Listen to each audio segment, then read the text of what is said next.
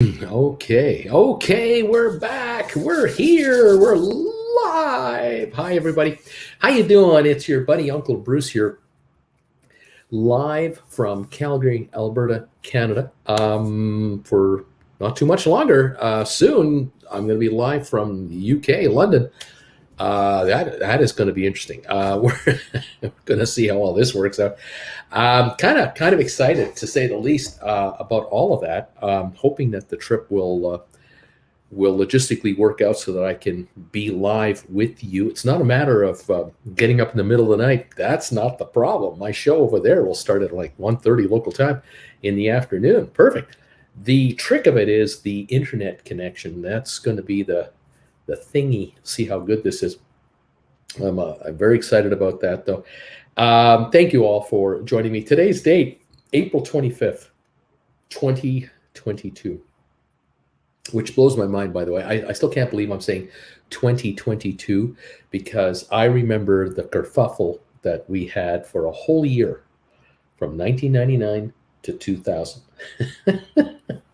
In 1999, there were people panicking, and I mean, I'm not kidding, panicking that the year 2000, that the changeover of the clocks, all computer systems in the world were not set up for the 2000 year time frame. They were all set up for just 1999, and their thinking was that all systems would crash, and that all the banking systems would crash, and all kinds of nuclear power plant software wouldn't work, and on and on. It was just going to be a total calamity.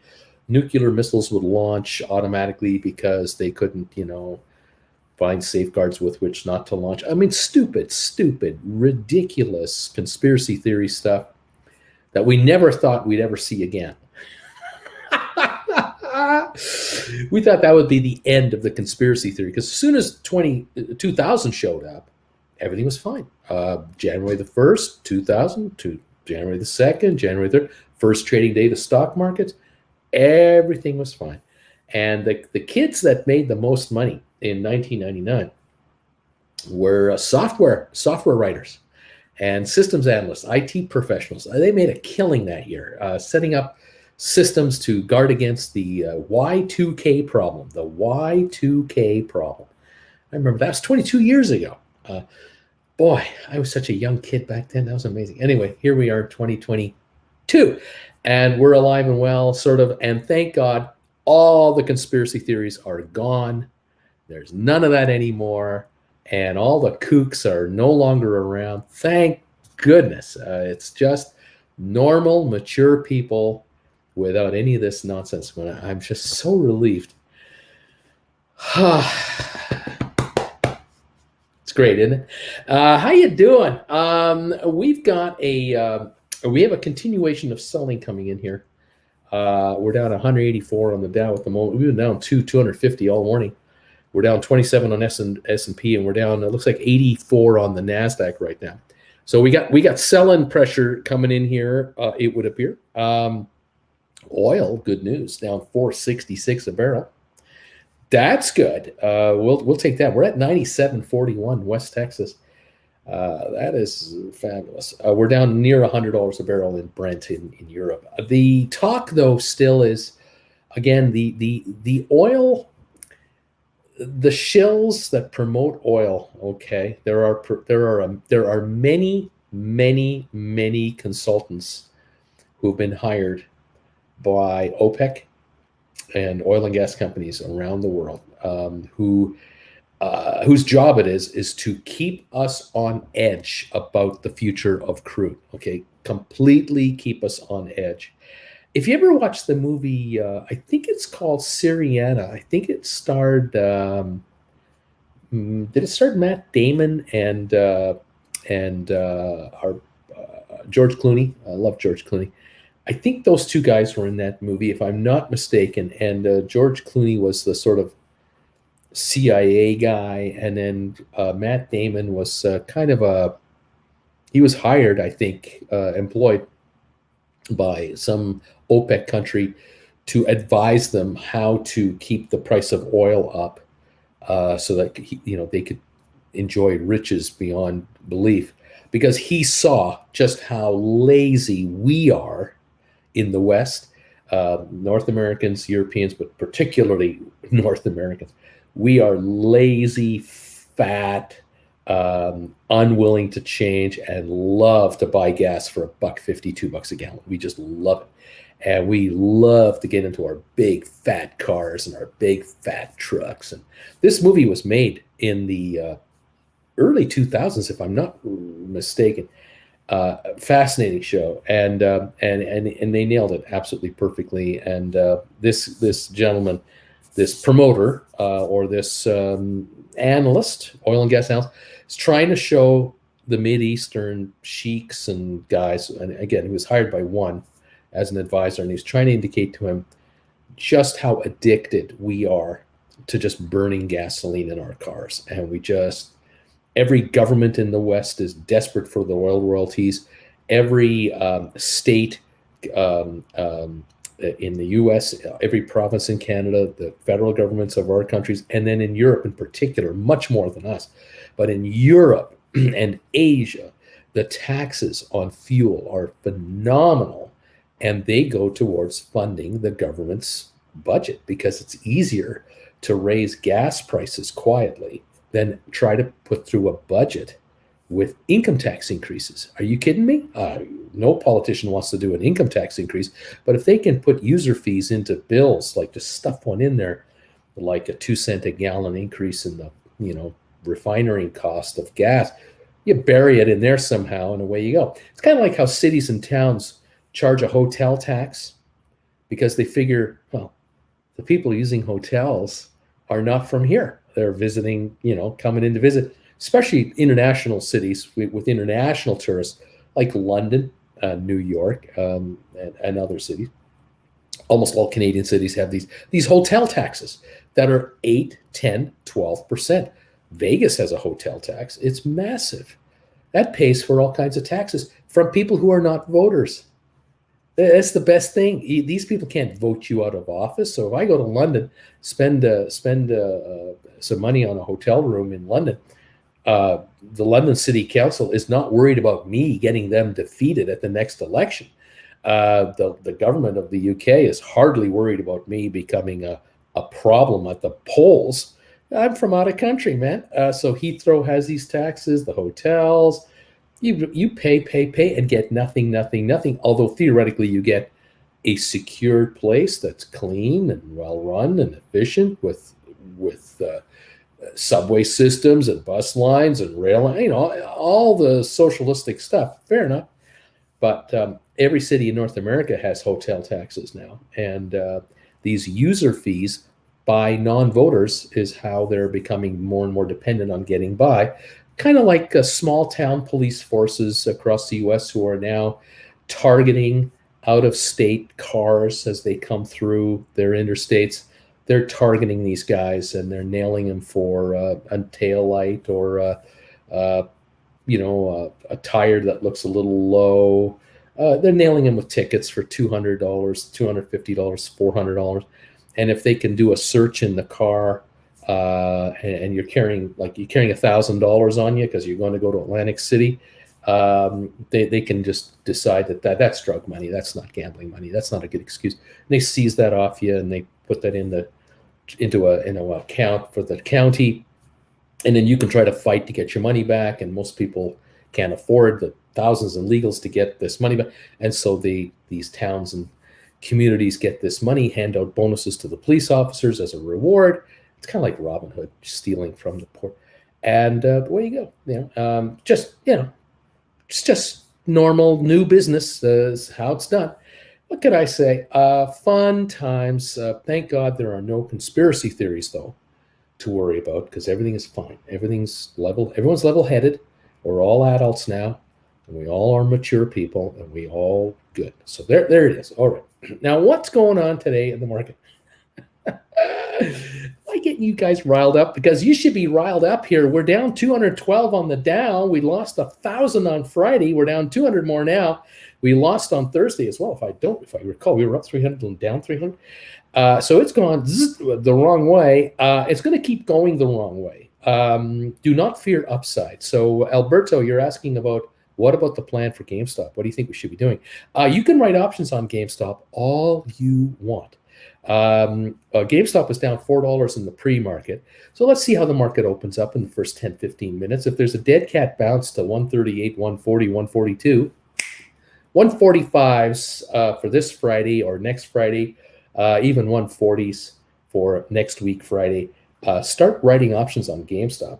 The numbers don't come out till May the 10th, and don't expect, not even May 10th, it might be beyond that. Anyway, don't expect greatness. You can write options on all kinds of stuff. We're not going anywhere right now with this market. Too much uncertainty.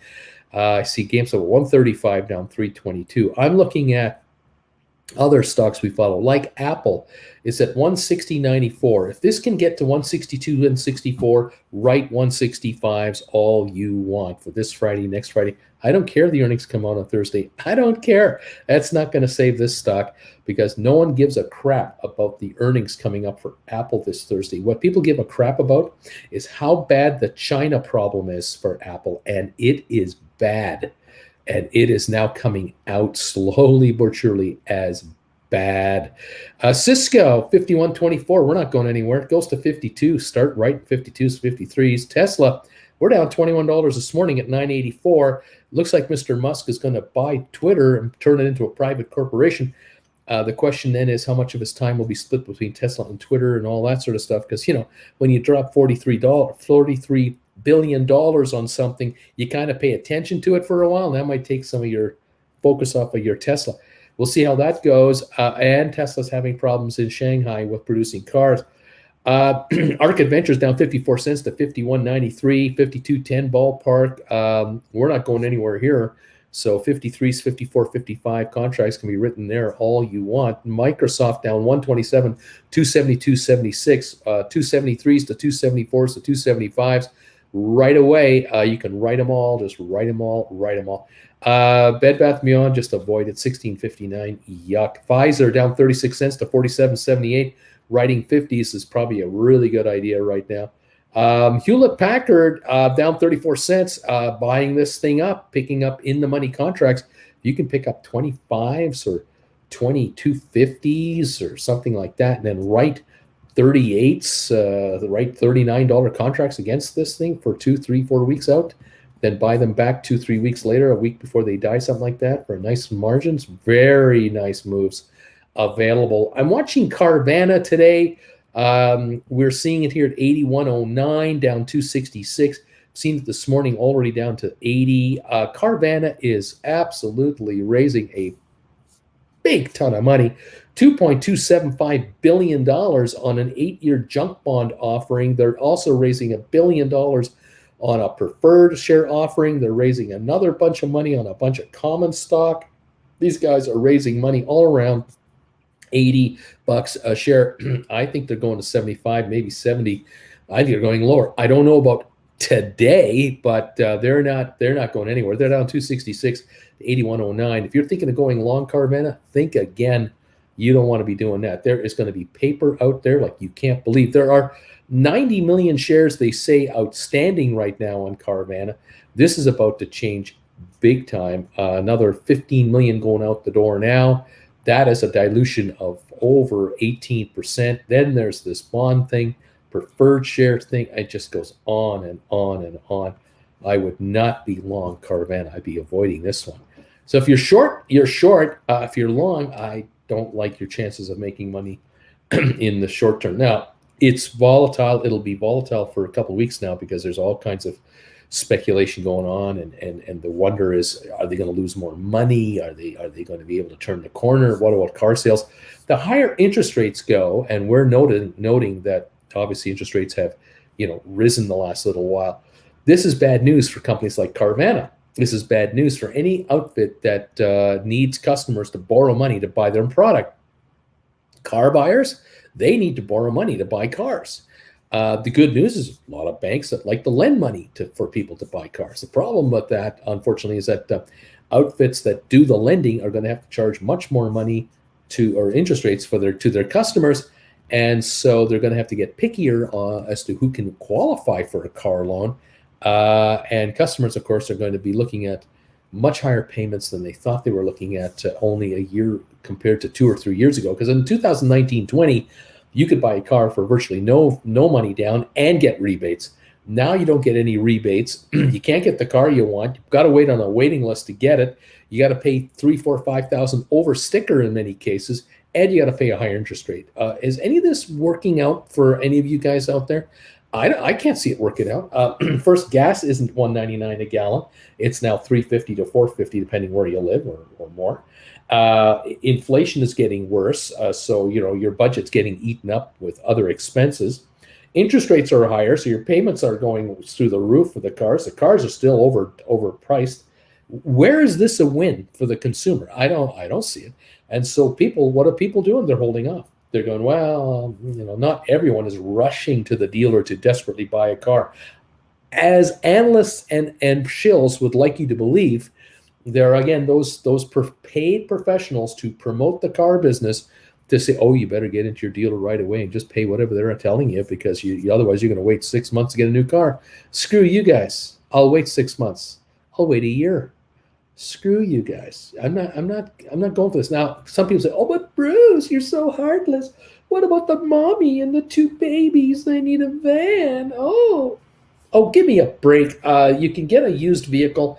You can always find ways to get through. I mean, come on. I just, you want the Denali, whatever those rigs are called, with the rear air conditioning and television sets for the kids in the back. You want the XLT high-end leather luxury boat. Well, then you wait. Okay, you can wait, or pay double the price, or pay $8,000 more than you should. But if you really want transportation, and it's just getting from point A to point B in the middle of a COVID pandemic and tough times, well, then buy what's available and get ground transportation. Your kids will survive. Okay, maybe mom and dad could concentrate on talking to their children about what they see outside the window and life, rather than having the kids all zeroed in on some cartoon on a television screen on a seat back. I mean, give me a break. And don't kids just fall asleep in cars anyway? I mean, come on. That's how we used to put our kids to sleep, take them for a drive around the neighborhood. I mean, give me a break. Oh, the old man is on it today. What can I say? Thank you, all of you, for joining me. It's nice to see you here. Uncle Bruce is at it again. 135.50 on GameStop, down 272 with 40 minutes left to go. And the Carvana right now, 81.15. I'm watching that closely. Never a dull moment with these different markets that are going on right now. I note that the Twitter shares, the Twitter board is apparently going to make a deal with Musk, because they've gone around finding out nobody else wants to buy us. 51.23 last trade on Twitter in the pre-market. Twitter is up 228 or 4.6%. The offer is 54.20 cash by Elon Musk to take the entire company over and just make it a private corporation. So there's still $3 of upside on the stock, in theory, available if the deal goes through. What could thwart the deal? Would the Justice Department not want Elon Musk to buy the company? I don't think they're going to get in the middle of it. He doesn't own another media platform company, so he's not in any kind of a conflict of interest. You can certainly understand here and see how this has evolved in the last little while, this deal where he made the offer a couple of weeks ago. The board kind of went, they went shopping to see if they could find someone with deeper pockets who would be willing to buy them, and they couldn't find anybody willing to buy them. So the board went to all their pals on Wall Street. They went to all their buddies everywhere in the world. They went everywhere else, and they realized it would be next to impossible for a foreign outfit to buy Twitter, because it's US based. It has to be an American based entity. You can't have Facebook buy them. They'd never get through Justice Department rules. You can't have Google buy them, because they've got YouTube with me and all that. So nope, can't have that. So the list of buyers has shrunk. Bill Gates doesn't want to buy Twitter. What does Bill Gates need Twitter for? Bill Gates is retired, multi-billionaire, and he's too busy giving away his money as a philanthropist. He doesn't want it. Plus, it loses money. What do you want to buy this? What, $45 billion to lose money? What am I nuts? It's perfect for a guy who has a ton of dough, can afford $43 billion, and can turn it around over 10 years. Guy's got a lot of time. It's Elon Musk. There you go, right there. Perfect guy. How many are there? Count them on your finger. How many guys like that exist? Not many. And there you go. It doesn't have any media exposure as it is. This one will go. Now, if he tries to buy another social media company on top of this one, he's going to have problems with the Justice Department. But to buy Twitter, not a problem. So the board at Twitter is figuring, we got nowhere else to go. There's no one else coming to rescue us. There's no white knight coming to pay us $58 a share. And so it looks like this deal is going to happen. Interesting stuff. Thank you, everybody, for being part of this channel. I really appreciate it. It's great to have you here. Thank you, all of you who have subscribed to this channel as subscribers. We love you guys. If you haven't subscribed, please consider doing so. It's free, just hit the subscribe button. If you hit the subscribe button, you'll get alerts every time I do a new show, of course. Those of you who've joined this channel as members, I can't thank you guys enough. My Chillin' with Uncle Bruce members, my first batch of members that joined this channel over a year ago. Thank you guys for being here and being part of this group. Love you. Also, those of you who've decided to become the Gold Bagel member, a family member of this channel, a lot of you who were Chilling with Uncle Bruce members have upgraded to this level, and a bunch of you guys joining this channel, you go straight to here, because in this level here, you're getting a show every morning before this show, a Trade Alert show. Then you're doing this show with us here, and then of course Wednesday nights, 8 o'clock prime time, Gold Bagel member show just for you every Wednesday night at 8 o'clock live. Ask me whatever you want, and we cover the markets and trades and everything else. Thank you all for this. Also, you may have noticed on the very top up here on the comments that I put over there, I'm trying to get, however, there, at the very top, I've pinned a comment about a 4-for-3 class promotional deal. If you are serious, really want to become serious about writing options, making some money from this, you got to figure out how this works. And the least you should be doing is you should be checking out my website, stockmarkerswithbruce.ca. Head on over there and check out the classes that are available. You'll note that just so you know, if you go to my website, this is what it looks like. There's my website right there, and hi there, meet Bruce. It's pretty casual. But in the top right-hand corner, you'll see where it says home, about, classes, events, shop. See where it says classes? Go there, and you'll go to this page right here, attention students, classes in session. And there I am right there pointing. And if you scroll down on that page, you'll see these right here. Here are the lessons that I have put together, lessons 1 and 2 and 3 and 4. I did these back last year, July, August, September, October, 5, 6, here's 7 and 8, 9 and 10, and 11 and 12 so far. I kept getting people saying to me, Bruce, I love these classes of yours. I notice you're charging $100 for each class, and I can buy any one I want. I can watch it as many times as I want. But what if I were to get a bunch of these? Can you make a deal if I bought like 5 of them, or 6, or 3, or 9, or all 12? Can you give me a volume deal? And I've held off, and I've just said, well, I've done enough right now to really do anything like that. And I don't make people buy all the classes. You don't have to buy all if you don't want to. But if you want to be an option writer, you got to know how options work. You got to know how they're created. You have to understand how they trade. You've got to understand how they can depreciate rapidly so that you can take advantage of this. You have to understand how they're priced. You have to understand if you're going to write options, how the process works, and why you would want to write. And so I used live classes to show real life examples on writing GameStop covered calls on IBM, on Apple, on some of the SPACs we have, all kinds of examples, and how to write put contracts, how to write spreads, how to do poor man covered calls, how to buy back these contracts or let them expire worthless, how to roll over contracts. I mean, we've covered angle after angle after angle after angle, 12 lessons. If you want to be an option writer and make some money in this market, because this market here is going down, and if you want to make money in this market, you got to write options, man. And if markets want to stay stable, you write options. If markets want to go up, you still write options. Well, get your hands on 4 classes for the price of 3. It's simple as that. All you got to do is send me a $299 donation through my PayPal account. The link is down below here in the description, or watch my video that I posted on Saturday, and it explains it all there. It's also, all the details are in the link there too. You make a donation for $299.99 to my PayPal account, and just send me a private email and say, Bruce, I just sent you $299.99 for that 4 for 3 class deal. Here are the 4 classes I want, and just tell me the numbers. I want class number 1, 7, 9, 11, whatever. 1, 2, 3, 4. You want to start with the first 4. Start with the first 4. Then you want to get the second batch.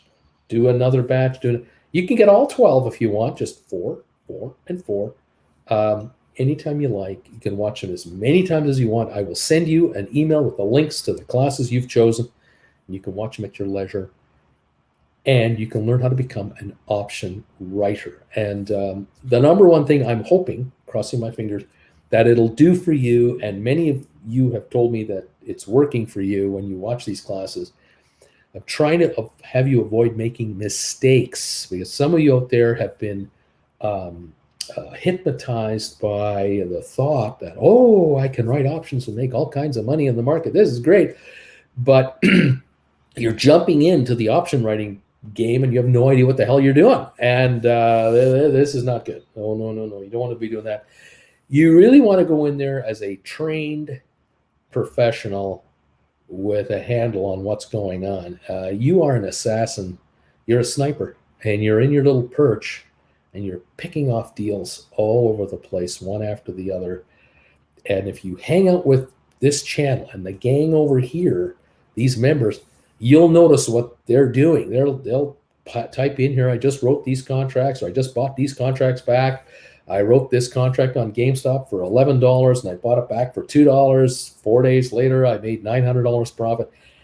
There are all kinds of viewers here who are already writing options for a living. They're writing it for either a partial living, they're doing it for extra income, or they replaced their day jobs with this. And with less than $50,000, you can be a full-time option writer. You can quit your day job if you do it right. Those of you out there who have the kind of jobs where you can work from home, you got it made, man. You can keep an eye on the market with one eye, do your work from home on the other. You're watching classes in the evenings or on weekends to get a handle on what we're talking about, and you're getting smarter and smarter and smarter, and you're beginning to get more confident. And a number of you are going to do what I'm doing. You're going to become a nomad. You and your better half have decided, you know what? We're writing contracts here, and we're bringing in like $8,000 a month doing this. And we don't have millions at play here. We got some money, but we don't have millions of dollars of stock. We're bringing in this dough, and we're asking ourselves, why are we working 40 hours a week each, stressing out about the work every night, can't sleep? We're at work every day, and we're just exhausted. We're not happy with our employer. We're not happy with our prospects. We're in a glass bubble. We're not going anywhere. We're not going to be in the upper management of any organization. Why don't we just do this? And why don't we take some time off from the world?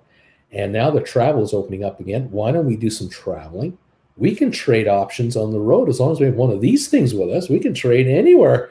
Watching Bruce's videos, we figured out this is what we're going to do. And so you trade a little now, you learn it as you watch my classes, and then you slowly but surely become a more prolific writer, more confident option writer, and you build up a bit of a nest egg, and you're going, all right, we're on the road. We're going on a holiday. This summer, we're traveling.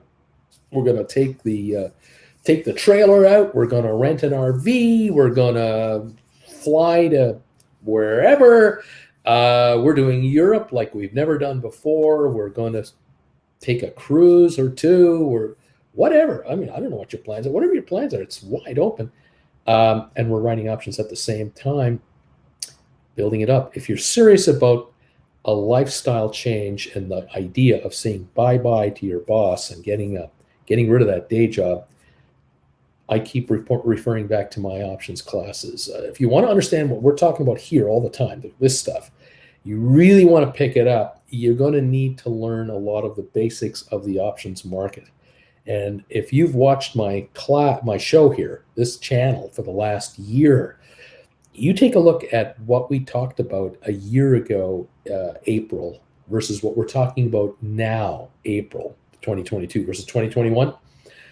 It's completely different, because a year ago it was all about meme stocks and mother of all short squeezes and all kinds of stuff. And I was just introducing the option talk to you guys.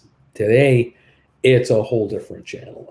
This channel is now evolved to the point where people are making an income from their investments on a constant basis, rather than trying to find day trades to get rich on, because the day trade game is a volatile business that eats participants alive. And you can be right 9 times in a row on day trading and wrong once. And that one trade that goes the wrong way wipes out all 9 wins plus another 20 wins that you need to get all your money back. It can be devastatingly bad. Option writing is not day trading. Option writing is a targeted, laser-focused way to take advantage of a stock market that is right now not paying you anything for you to be a participant in. You can buy and sell stock all you want, and you're gambling every single time you do it. Many of you own shares, ETFs, you own stock in all kinds of different companies, and you're getting nothing for it other than maybe a small dividend. Now you can take your holdings, and if you own shares in a company you worked at for years and years and years, it's a publicly traded company, chances are you might be able to write options against those shares. Or you may have a portfolio now of investments. You have a little collection of investments that you've built up over years and years of working with your employer, where they've matched or whatever they've done. And you've got a situation where inside your 401k, your IRA, you have assets that you can now adjust to now make that perfect, make those assets perfect to write options against and bring in option premium from the gamblers on the casino floor, because I'm turning you into casino owners. And if you want to buy into that concept where you're the Bellagio in Las Vegas rather than the person walking the floor of the Bellagio, I can tell you who wins almost every single time in that circumstance. The Bellagio owners always win in the end. And the gamblers come and go every day, every hour, every week. And they are blowing their dough over there, having a great time. They're having a party, getting free drinks and watching the water fountains. But the casino owner is always the winner. And that's what happens with option writers. Option writers are the casino, and they set the rules as to how the gamblers can play. And this is why I encourage you to check out my classes to understand how this is done. And I promise you, you watch a class or 2 or 3, and you will have a eureka moment. If you don't understand anything about stock options, you don't understand how they work, you've heard about it, but you're not sure about it, you've heard it's all risky and it's all gambling, then take a chance.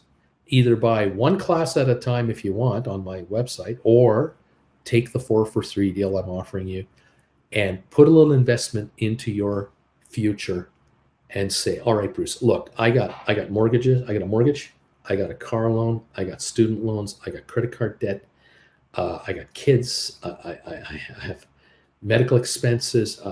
I'm working from home. My wife's working from home. We're not sure what's going to happen. And we want out. We want to get out of this, because I can't double my salary by just telling my boss I want double my salary. Otherwise, I'm not working for it, because my boss will go, you're gone. So what are you going to do? How are you going to do it? Well, here is an opportunity for you to learn something for not a lot of dough. And that is the key to this deal. For $300, you get $400 of lessons. It's not the greatest offer of all time. I'm not giving you a Harvard education that's worth $250,000 for 20 grand. But I'll tell you this, you watch 4 of my classes and you like those, you'll pick a lot of information up on that. You'll start figuring out how options work. You'll start dipping your toe in to try to write an option here, an option there. You take another 4 classes, get up to 8, you're going to start getting pretty confident about what's happening in the options game and how you can score your little pound of flesh. And take all 12 and just get yourself educated for what's that going to run you? $900? $900 will get you 12 classes. Take a month to figure them all out. No problem. Watch them again and again and again. You've just taken the equivalent of a university course. And you are now really ahead of the game. You're ahead of 90% of all the other option players out there with some knowledge. And now you're going to figure out, oh, that's what they're talking about. This is why option players almost lose money all the time, because there's such crazy gamblers out there. And the winners are the ones who write the option. I never knew I could do that. I only thought banks could do that. I only thought mutual funds could do that. I didn't know I could do that. Yes, you can be just like a hedge fund and be the hedge fund manager on a micro level. And the commissions to you are so tiny nowadays. The platforms out there are dying for your business, and they are dying to get option writers to come in and write options, because less than 1 in 10 players do it. It's probably less than 1 in 20. But you're in a select company because you're in the world of millionaires and billionaires who write thousands of contracts every month. You might be writing 5 a month, 10, 20 a month. You'll get the hang of it, and you'll build it from there. And now you've invested in yourself to find a way to add income to the income level you already have. And if I can help you make $500 in a week writing call options, and that turns out to $2,000 on average per month, that right there might already be a turning point in your financial household that just makes a hell of a difference, because it's an extra $2,000 that is coming in against the bills you have. And you may begin figuring out, you're going to start targeting specific debts you have that you're carrying that are draining your cash flow. And it might be credit card bills that are minimum. These minimum payments are just eating you alive. If you can bring $2,000 a month into a credit card and just get rid of that balance first, if that eliminates a $400 or $500 a month commitment that you have to pay, all of a sudden the momentum is working in your direction, because now you have this $400 or $500 a month less to pay out that you've been paying out to target debt number 2. So the $2,000 coming in over here, the $500 you're not paying over there is now $2,500 a month going to this debt. That might pay out an old car loan. That might start targeting a student loan to get rid of stuff that is eating you up. And whether you increase your option revenues from $500 a week to $600 a week to $800 a week, that's up to you when you feel comfortable to continue to write options and however you're going to do it. And if ultimately your objective is, hey man, Bruce, this $2,000 a month coming in has convinced me that I can bring in $8,000 a month, because it's the same thing again and again and again. Whether I write 3 contracts at a time or 8 contracts at a time, it is no difference in the strategy. It's exactly the same thing. It's just that instead of selling 3, I sell 8, and I buy back 8 contracts for the same price that I was buying back 3 contracts for. The difference is, instead of making $2,000 a month, I'm making $8,000 a month. I mean, this is actually kind of easy, and I can't believe it's this simple. And it is. It is that simple. But you have to know the strategy and the mechanism around how it's done. And so you take your time. It's not a race. It's an investment.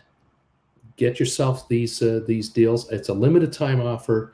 It's available until Jen and I get on the airplane for London. Because between now and early May, I have the time to be able to handle these requests. because I got to do a bunch of emails with you and stuff. Normally, you just buy the classes on the website and it's all automatically one at a time. But the 4 for 3 deal is a specific offer that you have to take advantage of through the instructions that you'll find on my video, how we do it. And so if that works for you, fabulous. If I can get another 10 or 20 or 30 of you writing options, or 100 of you or 1,000 of you writing options, this is going to make a huge difference to your portfolios, and it's going to allow you guys, whatever it is you want to do with this dough. You want to just pay off debt that you have, great. You've already paid off debt, but you now want to build equity, build retirement money, great. You want to acquire some of these former SPACs that we're following at super cheap prices, great. You want to acquire more stock to write more options against it, great. You can compound the return on top of the return every month, every 2 months, 3 months, 4 months. And a year from now, you're not going to believe how many options you're writing and how much money you're bringing in.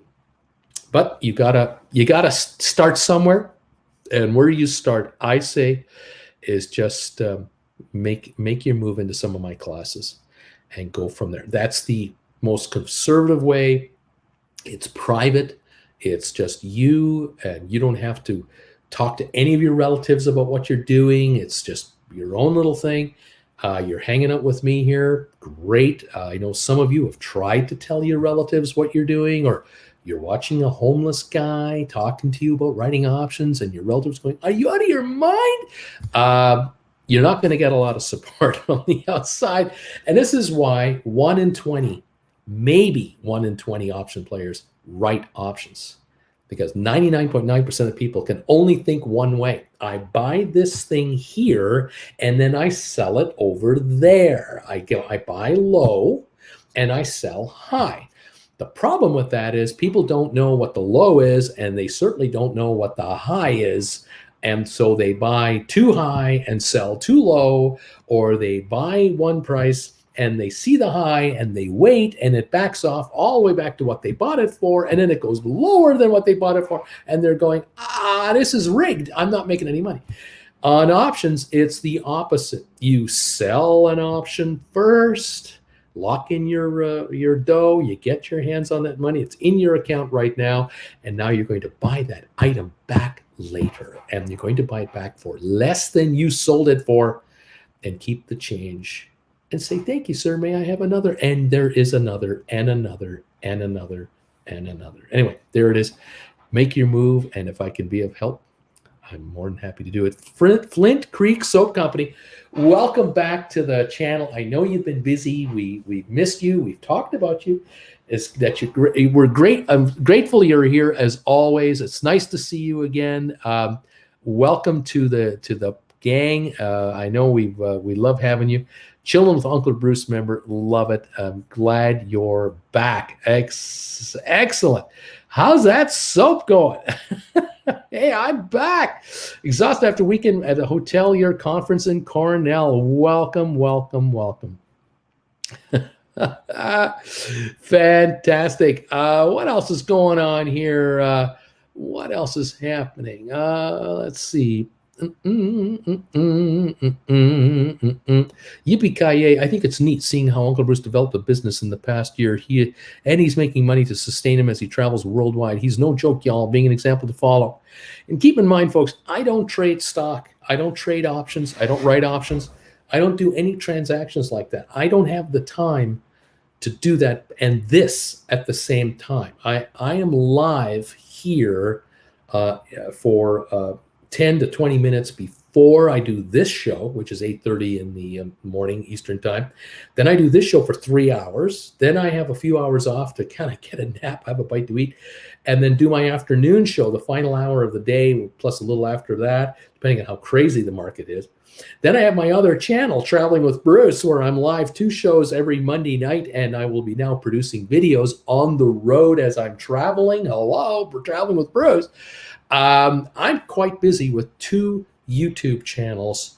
Wednesday nights, I'm here with you guys, and on weekends, I have been offering one-on-one private consultations with my viewers, and that has taken a few hours on Saturdays and Sundays away from my spare time. So I don't have the energy to be able to do trading. If I did do trading, I wouldn't be talking to you, because I'd be just concentrating on what I'm doing, because I'm greedy and I'm selfish. But I'm not interested in trading. I'm more interested in the YouTube thing. This is a retirement income for me. And so by adding the classes, it has allowed me to help you guys learn how this works without me having to say it again and again and again and again every day on this show. This makes this a lot simpler. And so we can talk about actual trading scenarios rather than me having to teach you how options work on this telecast 5 days a week, 20 days a month. It's in the classes now. And if you're really serious about doing this, you'll buy the classes. If you're not serious, you won't. And that's the end of it. It's so simple. Obviously, there's some of you out there who say, I don't even need Bruce's classes. I can learn this all by myself through other means. Theoretically, that's true. You may find, though, that when you go out there and Google all this information or YouTube it, you'll listen to people tell you about options, and you don't know what the hell they're talking about, because they're going to talk to you about the options that they like to follow, which might be gold, might be futures, that might be spreads that you can't figure out. They'll use lingo that is the fancy Wall Street talk, and you'll just go, I don't understand these guys. I kind of half get it, but the other half I don't. I can assure you, if you're watching my classes or you're here with me live, it's in plain English what we're talking about here. I try to break down all this gobbledygook into plain English as to how this investment world works and how, in effect, option writing can work for you. So take a chance and see if it works for you. If it does, great. If it doesn't, you know what? You spend a couple of bucks on a couple of classes and you just found it just didn't appeal to you. Did you lose $20,000 on these classes? No, you did not. Are you committed to watching all 12 of them? No, you're not. So there you have it. It's a pretty easy way to look at it and decide for yourself. You may find it. You watch a class or two, 3 or 4, and you don't do anything for 3 months.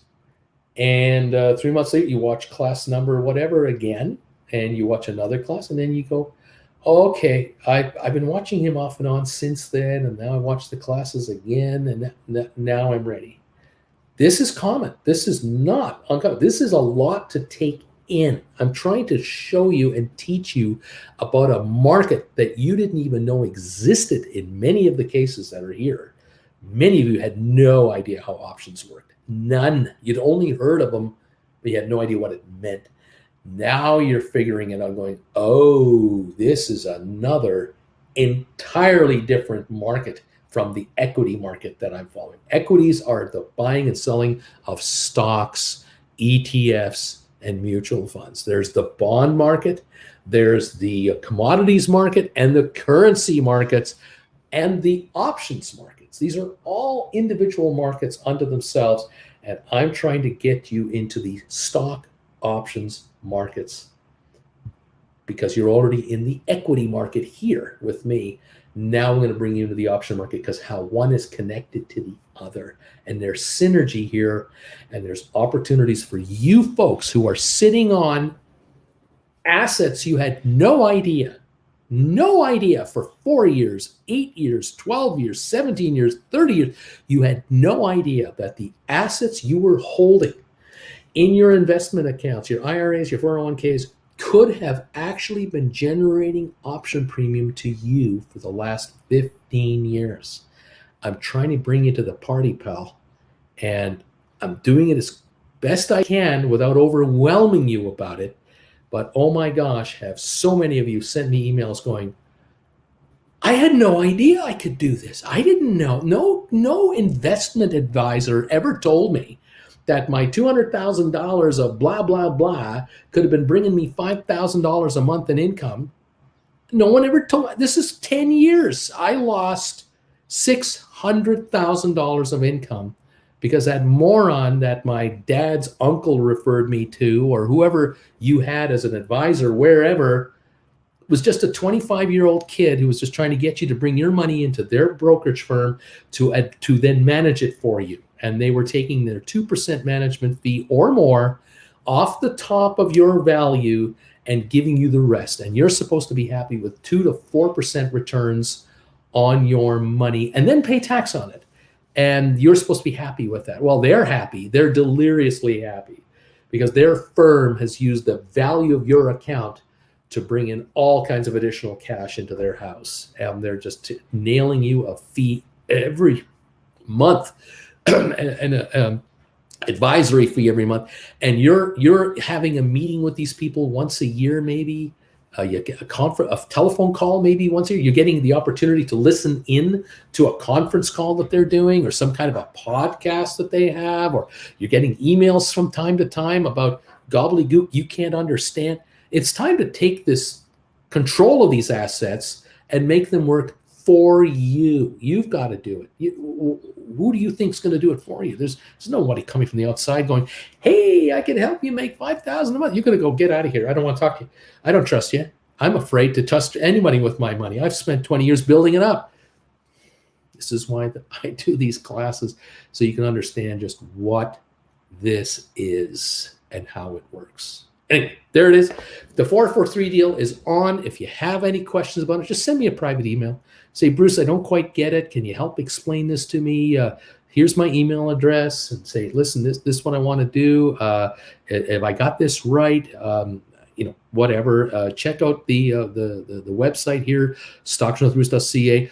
There is no mention of the 443 deal on that site. It's just you'll just see the classes listed, but there's no mention of the 443. This is a limited time offer until Jen and I head to Europe, which is just after the 10th of May. It's coming up in just a few weeks, and then we're out of here. So once I'm on the road, I'm going to be kind of busy trying to figure out how to stay in touch with you guys, doing live shows from the road with all kinds of hotel Wi-Fi systems, and we're just crossing our fingers. Hopefully this will all work out. Stay tuned for more. All right. Thank you, guys. Appreciate it. Nice to have you here. And like I say, we're getting ready to open up in 6 minutes, and I hope I've been able to help some of you make this happen. Okay. Let's see what's going on. Twitter. We're waiting to see if Twitter will accept the offer from Elon Musk. There's been rumors saying that it could happen today. We don't know. We're hearing and reading all kinds of updates here and there.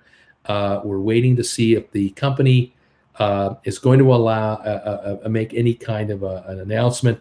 We're not sure if that's happening, but stand by. All right. All righty, guys. Thank you, guys. Francis FL thinks it's a done deal. Marvelous. Thank you for being thumbs up number 119.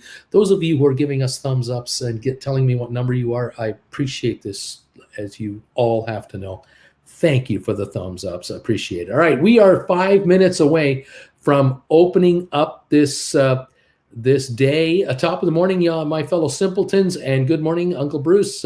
Glorious day, isn't it? Isn't it fun? We're down 80 on the Dow. We were down 250 this morning. We're down 13 on S&P. We're down 39 on NASDAQ right now. That is the latest. Barron's headline: SpaceX Starlink Wi-Fi is going on Hawaiian Airlines, and it's free. Interesting stuff. See how that all plays out. Crude down $5 a barrel to 96.94. We'll see what's going on here. Let's see what else is happening here. Credit Savage. I hope you guys wrote option last week, or definitely bought puts. I told you it was going to be an ugly week. Uncle Bruce, you had me at homeless guy. You had me there. You don't have to talk to me about option classes. You had me at homeless. Nick is in the house. How you doing, buddy? He is number 126, and Nick, as always, gives me a thumbs up and tells me what number he is. Thank you, my friend. I appreciate it. Let's make money today. What is going to happen with Carvana? The Carvana shares are now 81.50. We are down 225 from Friday's close. They're trying to raise billions of dollars. They are diluting their shareholders big time today, this week. This should be a most interesting stock to watch. It could well break below 80. We'll see how all this goes. It's wild. It's wacky. Mr. Mojo saying, hi, Uncle Bruce. How you doing? Let's see here. Credit Savage, Tesla's going to 800. Let's see what else is going on here. Thank you, everybody. It's really cool, Uncle Bruce. Let's go. Let's go. Thank you guys for being here. What's happening? What's that? Preach it, Bruce. Preach it. Just email me the 4 classes you would like. Exactly. Make a donation of $299.99 to my PayPal account. The link should be down below. And then just send me an email saying, Bruce, I want lesson number 4, number 6, number 7, number 11, whatever 4 you want. And after the show, I'll get everything to you. Let's see here. Nick, Uncle Bruce, here is the dealio. I bought Twitter 100 shares at $48.55. Then I wrote one covered call, April 29, $49 strike for $262. Now the option is in the money, 4 days to expire. Do something or nothing. There's the question. Well, if you buy it back, you could turn around and write a call for next week for maybe 52 or 55. You could play one of those games. You might be able to get a pretty good premium on that. That might be a play. Up to you how you want to do it, though. Obviously, your shares have gone up. The option has gone up, obviously. But there's a limited upside to the option. If the deal's $54.20, the option can only be worth $5.20 in value at the end of it all. And so, you could theoretically buy this one back now and write a 54 contract for next week, Friday or the Friday after. See what kind of premium you get. Check into that if you want to. And if someone is like me, very young and with not too much dry powder, don't leave that channel. It's still helpful. The opportunity for a class will be there in the future. You got it, my friend. You got it. Bama Babe. Yep, I was one of those people. Laugh out loud. You have changed everything. Thank you, Bama Babe. I get these messages all the time, and I love it. I just love it. Jennifer, my Jennifer Aniston lookalike wife, has been blown away by the reaction to this channel for people, and she's just so happy. As am I. We're just thrilled that we're able to help you with the knowledge that I've accumulated, Jennifer's accumulated. It's been 40 plus years, and we're making a living from it, which is great. We're going to travel because of it, which is great, and you're coming with us, which is great. I can't wait. Anyway, there you have it. The Credit Savage. Seriously, folks, if you not bought some classes, even if you buy the first 4 and only pay for 3, this will set you up to make decent money. Although I'm jealous y'all saving and I didn't. Well, yeah, but Credit Savage, you already made so much money in the meantime. You are thousands ahead of everybody else. It's all good. I'm your doobie. A whole new world. Dazzling place I never knew, says Willie. I had 100,000 in the CD and was supposed to be happy with 3% a year. In 1 year, just writing options in this market, you can make 20% a year return. Uncle Bruce is the cheat code. There you go. Thank you, guys. Thank you. What else is going on here? You have to take action, otherwise it's just a daydream. There you are. That's true. Let's see. My frustration is that all my equity is in a Roth IRA, so I can't actually use my premiums to pay bills. Well, just build up that IRA and build it up to an ungodly amount and then live off of it. That is the way to go. Just get richer. We're open. We're going, baby. We're here. Let's go. Larry is back. Thank you, Larry. Nice to see you here. Thank you for the bells. I appreciate this. Bruce, would buying puts on Facebook be a safe bet? I'm looking at the 180 strike for 520, which is 855 in premium. I'm hearing some serious downgrade talk on Facebook, Meta, whatever it's called now. I'm hearing all kinds of really low expectations on the Facebook right now. We're at 182.81. Down $1.50. You're looking at 180s for 520, which is an 855. That's expensive. That's really expensive. I'm not sure if I'd be willing to do that. I'd want to be in the money quite a bit, maybe. That might be the better play to go if you're into a contract that is $7 in the money at least, and less premium and more time. Maybe the way to go, but that might be an expensive play, so I don't know. Larry, let's make money. Larry has rung the bell. We're going. You don't trade, Uncle Bruce. Why did you get yourself banned from the markets forever due to insider trading or something? No, No, I haven't. I haven't been banned from the markets whatsoever. I can trade all I want, whenever I want. Jen and I can trade all we want. I've just decided that when I created my YouTube channel, I did my traveling channel first, and that took up 14 hours a day when I started that channel. That was in 2017, so it's coming up to 5 years. And then I started this channel. It's going to be 2 years this summer. It'll be 2 years that I started this channel as a second channel, as a just a sort of a make a video every once in a while and explain the markets in plain English. And then I went live last January because of the GameStop blowout and people in the dark as to what's going on. And it's just taken over our schedule. So now I'm still working 12 to 14 hours a day, 5 days a week for sure, plus putting in weekend time. I just don't have the energy. I'm too tired. I'm 66. If I were 36, I'd be doing it all just like these other guys. I'd be willing to do it. But then you'd be looking at me going, what the hell does he know? He's only 30 years old. He doesn't have 35, 40 years of experience. There's this balance of, I have this experience, but I'm also kind of tired. And I don't have the energy of a 25-year-old. So, okay, you got 40 years of experience, but you don't have the energy level of a 25-year-old. So I can't do this. It blows my mind that I'm doing as much as I'm doing. My daughter keeps saying to me, Dad, you've done enough. You're doing more than enough. You've got your website up. You've got your classes made. You're going to make more classes as time goes on. You got your travel channel. You've got your stock market channel. You're offering people one-on-one consultations when you should be doing nothing. You shouldn't do any of that sort of stuff. And so she's trying to hold me back and just say, relax, enjoy these years. Don't kill yourself. But I'm so motivated and so pumped up about how you guys are doing that I'm just excited to be here and loving how this is going. So I just had to decide early on when I created the channel, would I be one of these other guys, one of these many other channels that are out there that you can watch anytime you want, active traders try to do what they're doing. Good luck to you. If that's the play you want to play with, that's the game you want to go into, knock yourself out. I've been there. I've seen it. I've tried it. I've been the broker with clients.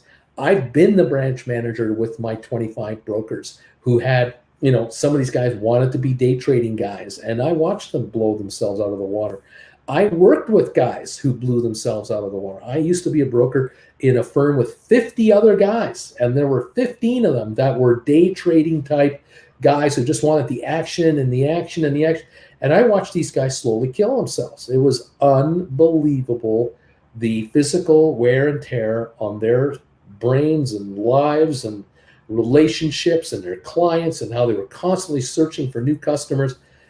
I've been there. But then again, history has a way of repeating itself, and it's all good. I'm just happy being this outside commentator, bringing to you the plain English description of what's going on, and it's up to you to decide how you want the market to work for you. That's all. Nothing personal. It's just business, and this is my business. You're welcome to my store. This is what I do for my business, and if I'm helping you become a better trader and a smarter trader and not make catastrophic mistakes that people have been making in these markets, especially those who are being sucked in by these platforms with all kinds of promotions. We'll give you free shares, and it's like a video game. You can buy and sell stock like a video game. How many of those folks have had their brains handed to them in the last year? How many millions of people have lost way too much money in the market because they didn't know what they were doing? They were totally clueless. They didn't know how to even enter an order. Didn't know what a market order was. What's a limit order? What's a good till canceled order? What is buy to open? What does sell to open mean? All this stuff that, and I'm just talking like the tip of the iceberg of all the complexities of this market. I'm just glad to be able to direct you guys in I hope the right direction. And for some of you, I know for a fact it's not fast enough. You want action from me. I can't give that to you. I can't. I'm not that guy. There are YouTubers who think they can give it to you, who try to give you that action, but sometimes not making a trade is the best move to make. And many times the best move to make is sell first, buy back later. And that is the key. I think but that's from this old man's vantage point, and you got to believe in it. And you don't have to believe me. You could just watch for yourself, whether I'm right in the long run or not. Am I perfect? 1 for 1, 100 for 100? No. Who is? But we do the best with what we have, and we keep a measured tone to it, and we keep a measured, disciplined investing style, and we're around forever, and that's the key. We're down 196 on the Dow this morning. We were down 250 about an hour ago. Then we kind of got within 100 or so. We'll see how this plays out. 176 now is a down dip. In the first 8 minutes of the Dow. We are down 23 on S&P. We're down 64 on NASDAQ. We're only down a half a percentage point on these indexes. We are really not in a bloodbath scenario. Will we bounce back from here? Possibly. Will we drop a little, hold a bit, try to recover, and then drop a bunch more? Maybe. Will we be in a sort of a wave pattern of constant revisions down again, recovery down again, like down 2 steps, up 1 step, down 2 steps, up 1, or down 3, up 2, down 3, up 2. We might be in that kind of pattern for a few days, a few weeks. I don't know. But it's possible. We're down 168 on the Dow, 26 on S&P, 32 on NASDAQ, oil down 576, the 96.31. That is the one piece of good news. Oil, 96.26 a barrel. And the Federal Reserve, 1 million barrels a day is coming into this market because of Biden. Remember, Biden is putting 1 million barrels a day into the U.S. markets to keep it tamped down if possible. It might be having an effect now. We'll see if this lasts. But no one wants to thank him for anything. So I get it. It's all right. All right, moving on. Let's see. Get an intern, Uncle Bruce. So do we email you for the classes deal? How long is the discount available? Yes, you email me. Just send an email to me and say, Bruce, these are the classes I want. I've sent you $299.99 US funds to your PayPal account. Here are the 4 classes I'd like to have. And then later today, after I get done with this show, I'll get them to you. Yeah. Right on. Let's go. Rob, I don't know what this means. We're your daughters now, Bruce. Forget the naysayer in your life. I'm not sure what that means. What else is going on? Twitter, 5060 up 167. Sextera up 4 cents to 1206. Rocket Lab, 766 down to nickel. SoFi up a penny to 640. GameStop, 138.61. It's up 39 cents. GameStop today has been as low as 135.28, as high as 138.83. So we're near the high of the day, up 39 cents. AMC 1680 up 27 cents. Matterport 622 up a dime. ME up 7 to 313. Spire down a penny to 174. Hycroft Mining down 4 cents to 145.8. This is now 60% below its high of a month ago when it shot up with that AMC involvement. ATIP down a nickel to 157. SmartRent up a penny to 477. Pfizer down 26 cents, 47.86. Hewlett Packard 36.37 down 42 cents. Robinhood up only 3 cents to 10.29. We're heading to $5 on this thing. I'm telling you, I'm warning you, it's going down. Vanik down 33 cents to 234. Home Depot down 45 cents, 299.66, under 300. IBM down 58 cents to 137.67. Had a great week last week. Microsoft down $1, 273. Apple down 228 to 159.51. Earnings on Thursday. Goldman Sachs down 214 to 317. Cisco down 19 to 51.17. Facebook, Meta Platforms down 12 cents to 183.78. Now down 33 cents. Amazon down $13, Tesla down $23, Google up 9.5, Bed Bath Beyond up down 29 cents to 17.17, BlackBerry down 7, Royal Caribbean 80.89 down 83 cents. We're going lower, not higher. Target down 145, JP Morgan down $1.40, Costco 565 down 6.20. Walmart down 29 cents. Nvidia down $1.84. American Airlines down 17 cents at $20, giving up the gains. It's going lower. 19.96 on American Airlines now. Netflix down $4. We're going down. Moderna 461 higher, 144.94. Again, the big stories are out there about China, and there's a nightmare there of epic proportions. It is only just starting. The unwinding is going to be ugly. They're going to try to tamp it down, suppress media, suppress criticism, and it's only going to make things worse. It's a mess in China, domestically and internationally. It's a mess.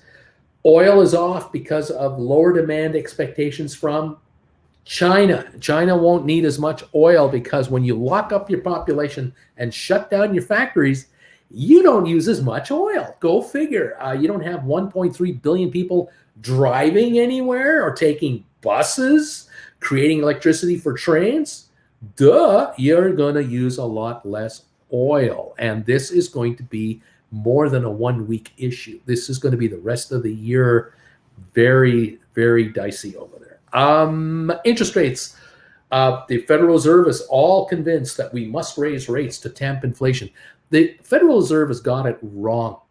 Unfortunately, the Federal Reserve has got it wrong because it is not a U.S. inflation problem. It's not the Americans causing inflation. It's not Europeans causing inflation. It is supply chain screw-ups and the COVID creating inflation. It's non-human made. It's not Mr. Biden.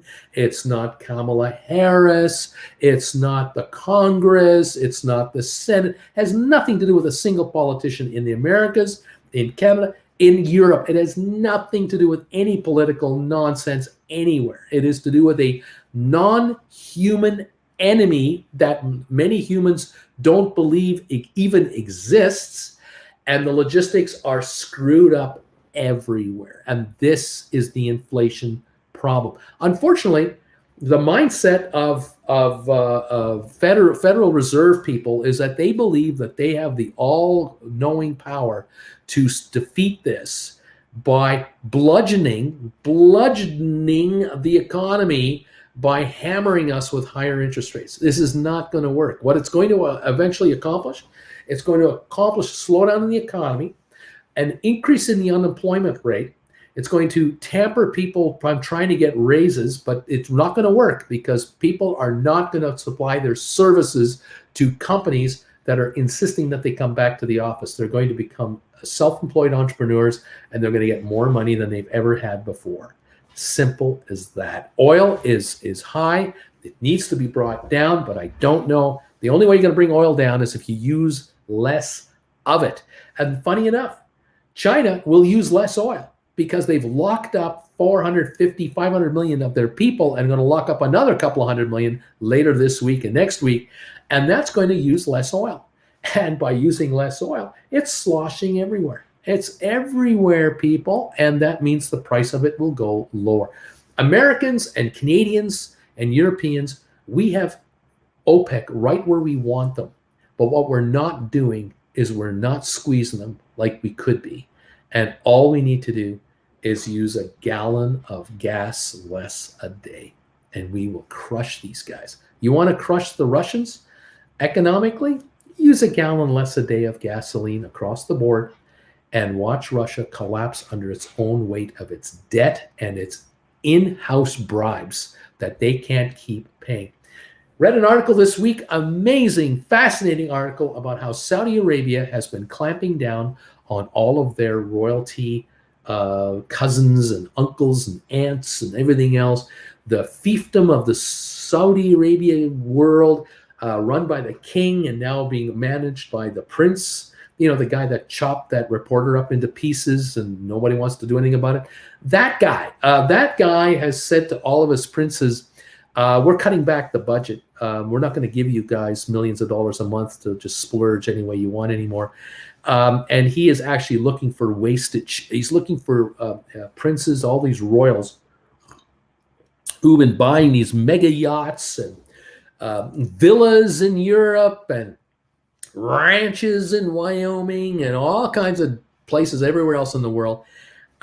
These kids, these relatives of the king have been offloading assets this year like you cannot believe. There is a plethora of yachts available around the world. Mediterranean villas are available, pieces of art, jewelry. They are going into cash, straight into cash, because it's easier to hide cash from the prince's gaze for living the high-end lifestyle than carrying a villa in Switzerland or on the French Riviera and so on. And apparently there's a tax that is now being implemented. These poor guys, these poor multi-billion-dollar millionaire royals, they now have to pay a $1,500 per domestic worker tax per month if they have more than 4 domestic workers in their house. A hardship, you know. I mean, Jen and I, we got 5 people here looking after all of our needs. I got one guy that just looks after my hair. I have one gal that looks after just my makeup. I have another one looks after my wardrobe. As you can plainly see, I mean, I got the looks. Jen has assistants left, right, and center. We have cooks and yard keepers and people who wash my cars. Well, if we were in Saudi Arabia, we couldn't be doing this anymore because apparently we have to keep it down to 4 domestics or less. I've got 4 children. I need 2 for every kid. I don't know how this is going to happen. I don't know how these poor Saudi royals get by on such hardship. Well, apparently the good times are over, and I guess one of the stories that was making the rounds was something like, and this has been known forever, but it's just being talked about a little bit more. But apparently the defense minister of Saudi Arabia, the guy who was in charge of, you know, all the contracts to buy military equipment for Saudi Arabia to keep it safe. I guess, you know, when it came to fighter jets and, you know, machine gun purchases and, you know, personnel carriers and bullets and, you know, all that stuff that you need to protect your desert land. I guess he was getting inducement payments. He was getting little payments of encouragement from certain weapons system developers from around the world to help him decide whose armaments he should acquire with the billions of dollars, the hundreds of billions of dollars that Saudi Arabia was spending all the time on defense. So, you know, boots for the soldiers and uniforms and, you know, guns, you know, and anything a military man could use, you know what I mean? I guess this guy had an income of billions of dollars over the decades that he was the Minister of Defense, related to the king directly. Pretty good gig. Pretty good gig. There are no companies that are innocent of being in on this, and that includes American companies, Canadian companies, European suppliers, all over the world. Anyone selling armaments to anyone anywhere, especially fiefdoms or dictator-type outfits, the private jets that land in these countries with gentlemen in suits that are carrying attaché cases that are chained to their wrists full of cash, whether it's American dollars, euros, Swiss francs, or any currency that they want, is endless, and it has never stopped. It is always ongoing. The bribes continue unabated. And we're supposed to do business with these people, and we're buying and burning their fuel for our pickup trucks. This is what just kills me about the system that's in place, where we're labeled the bad guys by these people, and they're selling us this gunk that we're burning up, and we're supplying them with the military to keep them in power so they can't be overthrown, to keep calling us the bad guys. And this is all supposed to just continue on like there's no problem. And we're supposed to just let it go. I find that a little hard to understand. I just maybe call me a little out of touch with reality. Maybe I don't get it, but it's got to be me, because obviously I'm missing this. Unbelievable. It's nuts. Anyway, there you go. We're up. We're down 169 on the Dow. We're down 33 on S&P, 51 lower on NASDAQ. We're only down between 0.4 and 0.78% on the morning. Oil, 567 lower to 96.40. It can't be a more lovely quote than that. Love to see it in the 80s next week. That would be beautiful. Get these guys. Just ridiculous. What else is going on? What else?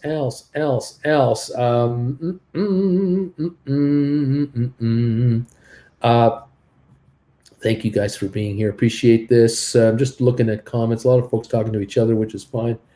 Love that. If you have any questions, let me know. Uncle Bruce. Okay, I just bought back one contract for a loss of $33, and I wrote a $54 strike for next week on Twitter for 1.2.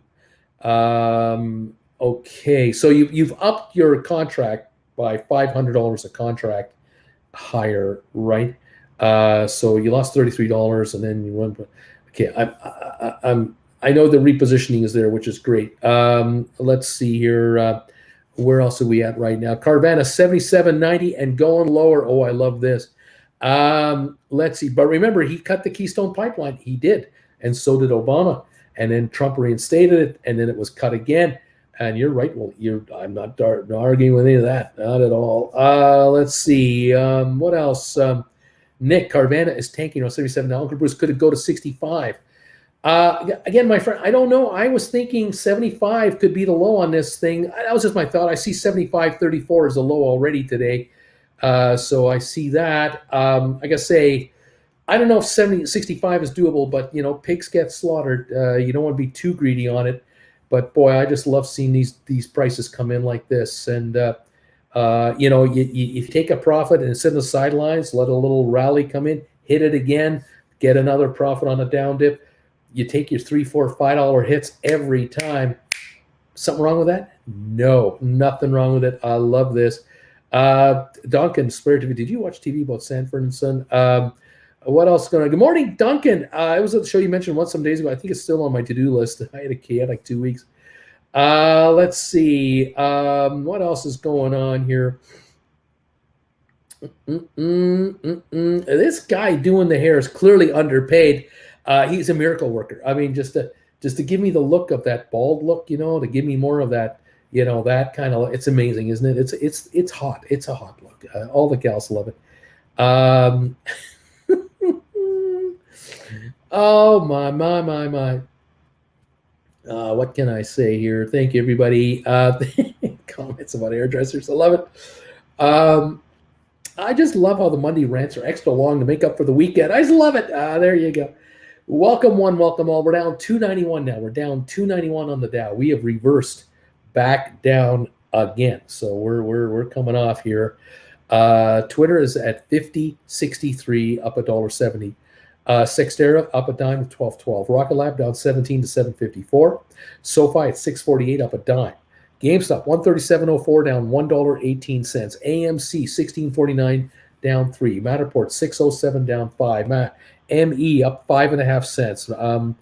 ATIP down a nickel. SmartRent up 9. Pfizer down 44 to 47.70. Hewlett Packard down 42 to 36.40, down 40 cents lower. Robinhood unchanged, 10.26. We're going down. Vanik down 77. Home Depot down 185. IBM off 99. Microsoft down 56. Apple down 141. Goldman down 277. Cisco down 41 cents. Facebook up 35, up 88 cents to 185 on Facebook. Amazon down 380. Tesla down 920. Google up $20. Trying to hang around. There is 262 drop on the day for the Dow right here, down 277 right now, near the low of the day. Oil down 5.11. There it is.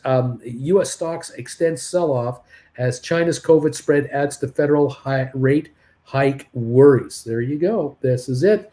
The other thing I'm noticing, of course, Carvana 78.72 down 5.44. Interest rates on the 10-year, a 2.79, a little lower this morning because of concern out of China and Asia.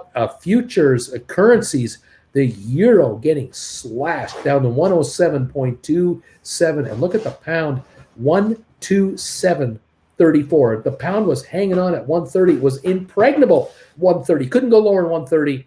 That was last week. Now we're at 127.34 on the pound. It just got wiped. And it is still getting hammered, going lower right now. Europe markets are all in the red. Asia we're all in the red. And we're showing our markets right now lower again. We're down 0.5 point on NASDAQ, 0.8 on the Dow, and 1% now on S&P as it leads the sell-off lower The S&P 500 is the worst performer of the morning. Jen, So how not sound are to pound? you? Well, it's good news for us. If the pound goes lower, know. our hotels get cheaper. In the all about me world. It's all about us. I really love how the Europeans are accommodating us.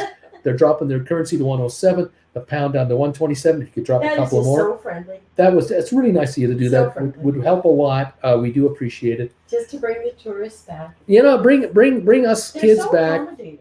We're just doing what we can. We're just, oh man, Yes, I'll there's tell a lot you. of red on the board. That's right. There's a lot of red A on lot there. of red. There certainly is. Cynthia, I've got your donation on PayPal that just kicked in. Something tells me Cynthia is looking to put in an order for some classes, and we very will good. take care of you, Cynthia. No problem. Just send me a list of the ones you'd like, and we'll get you looked after Yes. for Make sure sure. you send him an email. Make me an email. Yeah, do Not that. everybody has done that. Yeah, actually, we're up to speed now. Oh, good. Yeah, as of this morning. Carvana. Yes. It was $84 on Friday. Yes. A friend of ours shorted some of those. Yes. $77.92. Yes. They've already hit $75.34 today. I know. And I didn't look at the story. Why? Dilution. Oh, that's right. That's right. Raising billions and That's billions of dollars and issuing all Not kinds of only stock. Billions and billions, but more billions and billions. Yeah. And the company's losing money like but crazy. Sometimes that's simply because they say we're going to sell a number of shares, and they sell so quickly that they're like, well, hell's bells, let's sell 10 more. If you want to buy it, we want to sell it. Look at the Dow now, down 360. We are plummeting here. We're in overdrive to the low side right now. We're dropping fast. The Dow's off 1%. S&P now down 52, 1.2%. NASDAQ down 94, down I'm starting to 0.74. recognize this roller coaster. Yeah. Down on Monday, up on Friday, down on Monday. Yeah. Well, Friday we lost 1,000, and today we're losing 360 more. Yeah. Thursday we That's lost. more like up on Wednesday and Thursday. I think Thursday we were up 350. We ended up losing 300. So Right. Yeah, that was the turnaround. Thursday and Friday, or is it Wednesday, Thursday, Friday was negative, and now we were negative again. And it's China. I keep bringing that back. We talked about this here 3 weeks ago. China, and now the media is covering China. We're down 392 on the Dow. We're about to go down 400 on the morning. So there's opportunities here to write options and buy them back. Absolutely opportunities. GameStop 136.26 down 196. It's not leading the market lower, but it's going with it. Twitter still 50.88 up 195 because the Elon Musk deal is probably going to go through. Yes. What has happened there to make the board? No other offers. Oh. They went around and went, hey, Facebook, you want to buy Facebook? No. Hey, Google, you want to buy? No. What about you, No. Apple? No, we don't want to buy you. So I didn't want to dance with you until I figured out nobody else wants to dance with Nobody else wants to dance with you. You're the only dance partner, and this guy's got cash. He's brought in his $43 billion. Yes. No one else has shown up with 45 or 48 or 50 That billion he is the richest man in the world right now. on paper. Yeah, on paper. Well, they're all on paper. But if Tesla keeps Or in dropping, the ground. he won't be the richest man in the Sure. world any longer. Sure. But it's his plant in Shanghai is shut down right now, or is on a fraction of what it normally would do. They're really So, shutting down over there. yeah. And today our buy a ticket and become an astronaut crew comes back to Earth. Oh, okay. Okay. That's true. What did our Canadian fella, I think it was 50 million? Was it 50 million bought you a seat? I don't know. And they went up there and did experiments. Great. Let's see how the money floats. Or let's see how much we can barf if we're not used to this. Yeah, that's right. We're down 400 on the Dow right now, folks. Down 400. Yeah, who knows? Carvana right now is 77.78 down 597. Wow. Do you know we're headed to high 20 today? Really? 20. Celsius. That's 68 Fahrenheit. That's unthinkable. Remember last week when we got like snow, 20 inches of snow? Yeah, 63 is the high today. Tomorrow 57. Wednesday 52.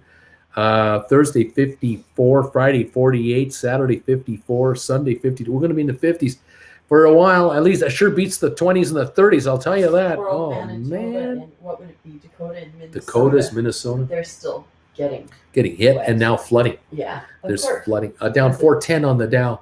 Yeah, unreal. Just it's You want the so weather to get bad out warm, there. but you don't want it to get warm quickly. too fast. There's that.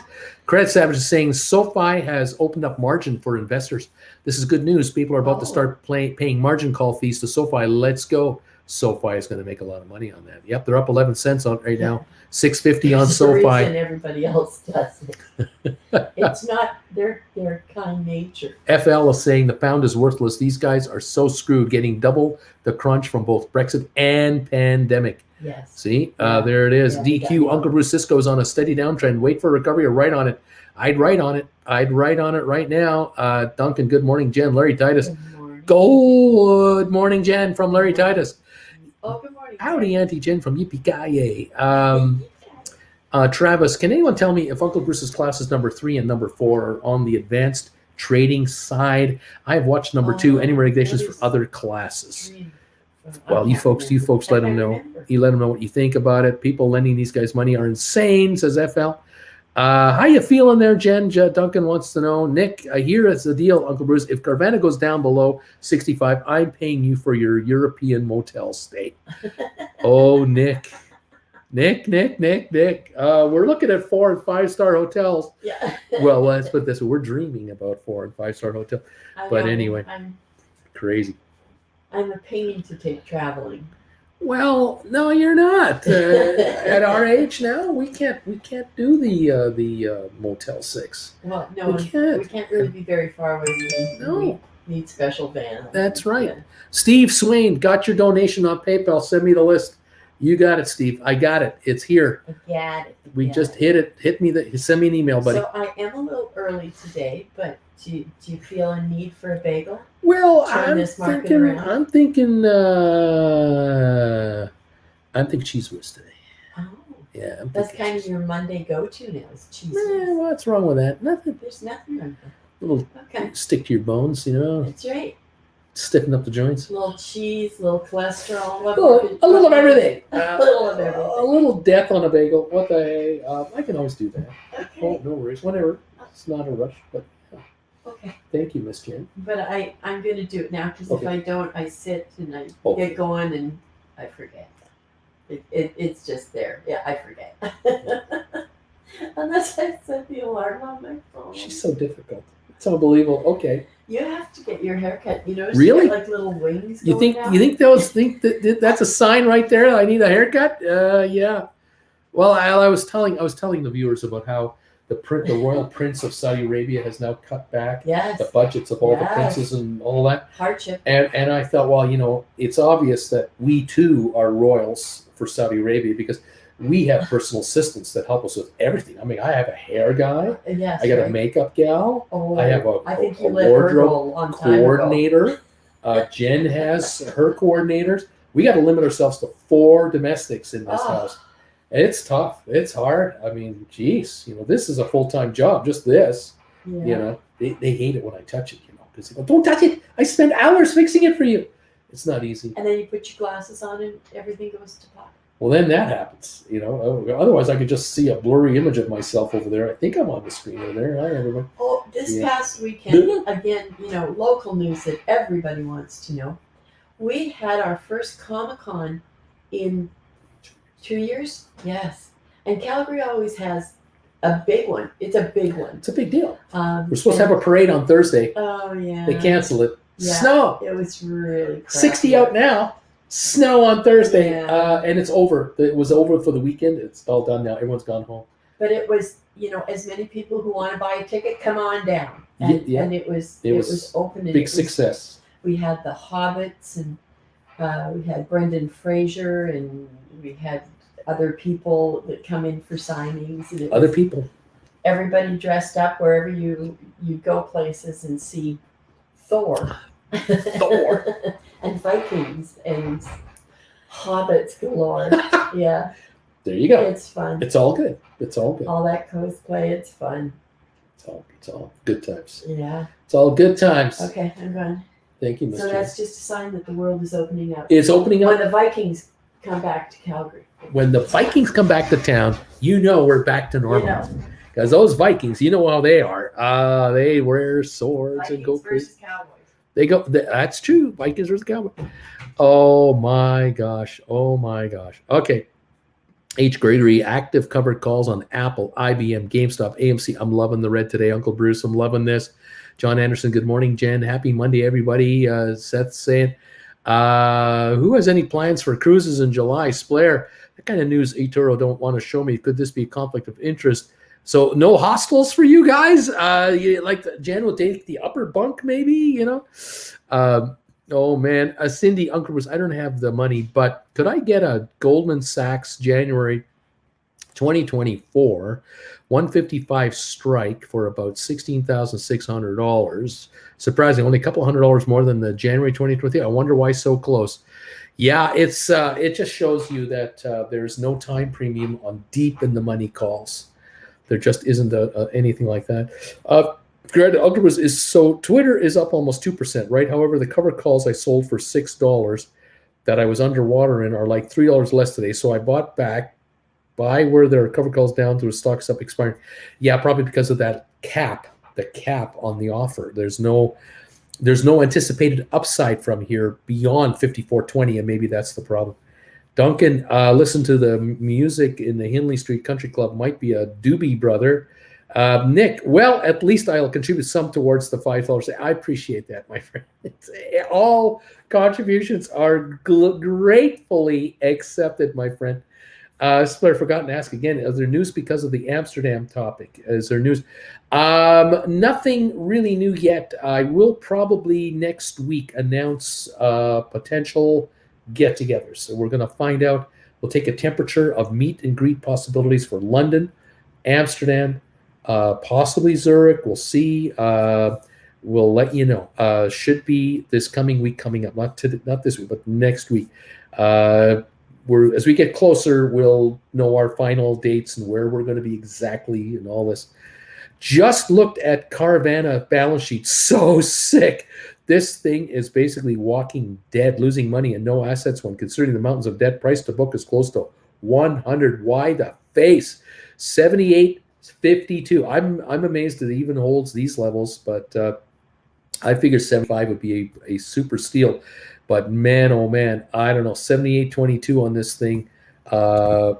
It's ugly. It's so ugly. But hey, there's people out there who think this is the next coming of the automotive world. I don't think so. And I think that the auto world this next 2 years will be bad for retailers. Not good. Anyway, there you go. The credit savers, that's not a problem for me. There's free money. Also, my Royal Caribbean puts are looking wonderful. Right on, buddy. Way to go. Yippee-ki-yay. So everyone in the States, fly to Europe and enjoy Uncle Bruce meet and greet. That's right. Come on over. The pound is dropping in value. Your hotel stays are getting cheaper as the pound keeps dropping in value. Soon it'll be at par. Oh, we're going to love it. Spirit, I just asked because I want to save money. 40 euro set of 100 for 2 train tickets makes a big difference. Right on, buddy. I hear you there. Yippee. Meet and Greet EU. That's right, baby. Meet and Greet EU. We're looking to hopefully do a meet and greet in London and a meet and greet in Amsterdam to start things off with. And we'll see if we can get our European friends somehow together to get together with us. And we'll have we'll have a nice afternoon together with a few nice coffees or libations or whatever you like. And I'm looking forward to that. How long is this EU trip, Larry? Well, we're gone for over 2 months. We're gone from early May till mid-July. That is the plan for this one. It's a biggie. It's a bucket list trip. There's no ifs, ands, or buts about it. Credit average. Uncle Bruce SoFi is opening up margin accounts at 2.5% too. Robinhood is charging people 3%. I think Webull is some 50 basis points. That's a steal. I know people moving accounts to SoFi today. Yes, sir. Yeah, they're gonna take a chunk out of the earnings of or revenues of Robinhood. Robinhood doesn't make profits. I mean, there's no ifs, ands, or buts. They do not make money. Robinhood loses money. But if they start losing clients to SoFi because SoFi is now offering margin at a lower interest rate, watch out, because I think is SoFi now allowing you to do option writing? Can anyone tell me about that? Or can you do option trading and option writing on SoFi? I thought I heard it was yes or soon, something like that. So it's coming. It's coming. Twitter 5070 up 176. Dow down 355. SoFi up 9 cents. GameStop down 154. Robinhood right now is 10.16 down a dime this morning, so it's negative right at the moment. Carvana right now is 77.73, just dropped about $1 in the last 5 minutes. Now coming down again on Carvana, not looking good. Rob, meet and greet. Poppy. Not yet, says Poppy J. Not yet for options, I guess. Yeah, Larry should join to hypothetically ring the bell while the market's closed on Saturday. Just kidding, but the imagination is fun. Swinson, not yet on options. Okay, so they're not yet ready in options, but SoFi does now have margin, and options are coming. It's just a matter of time. So somebody tells me the minute they do options, Robinhood will really get its clock handed to it. They're really going to take a hit. Swinson, and I think the 2.5% rate is only good through June. It's a promotional deal at this moment. Again, interest rates rising means margin rates are rising. That's going to be a guarantee everywhere. Another negative on the markets. We got to watch for that. When I spoke to SoFi customer service on their investing platform, they said options should be happening before the end of the second quarter or sooner, says BW. Thank you for that, my man. Adventure with Duncan, 25,222 down 15.8%. There you go. Well, we'll see how that whole option thing works out for SoFi. I think it'll be very positive for the platform. 393 drop on the Dow right now. 383, 393, 52 on S&P, 74 on NASDAQ. We have got a negative market here. We're down 519 on oil to 96.88 right now. GameStop 136.09 down 213, the low of 135.16, the high of 138.83. We're only trading in a $3.70 range on GameStop today. Not a lot going on here. Larry Titus, I'm plotting now how I can ring the bell in Amsterdam with you guys. There's ways. BW, Uncle Bruce, NASDAQ is down 19.2% over the last 6 months. 16% since the beginning of the year. With CCP and USSR issues, can the markets adjust to this normal anytime soon? Or are we just going to have 1970 repeated? We'll find out. Thank you, Jennifer, so much. I got the bagel with the cheese whiz, baby. I don't know about 1970 BW. We're going to figure this out. We got to go one day at a time here. Beach Boy. So, Uncle Bruce, is the GameStop cover call writing time or wait for a bump up first? I've been watching this, looking for a bump and or a drop. I mean, give me a sign, right? And right now we're flat, which is kind of a good sign for the stock that maybe there's a little bump possible. So, there might be an opportunity. Mind you, it's nearing lows right now, so I'd back off. Let it drop off if it wants to drop off. And if it drops off nicely into the 120s, 128, 126 range, there are opportunities to buy back contracts. There will be all kinds of opportunities to buy back contracts. And we get a little bump the other way, back to 135, 140. Opportunities are writing in. So we'll watch for that. 135.68, we're dropping on SoFi right now. Down 357. What a day.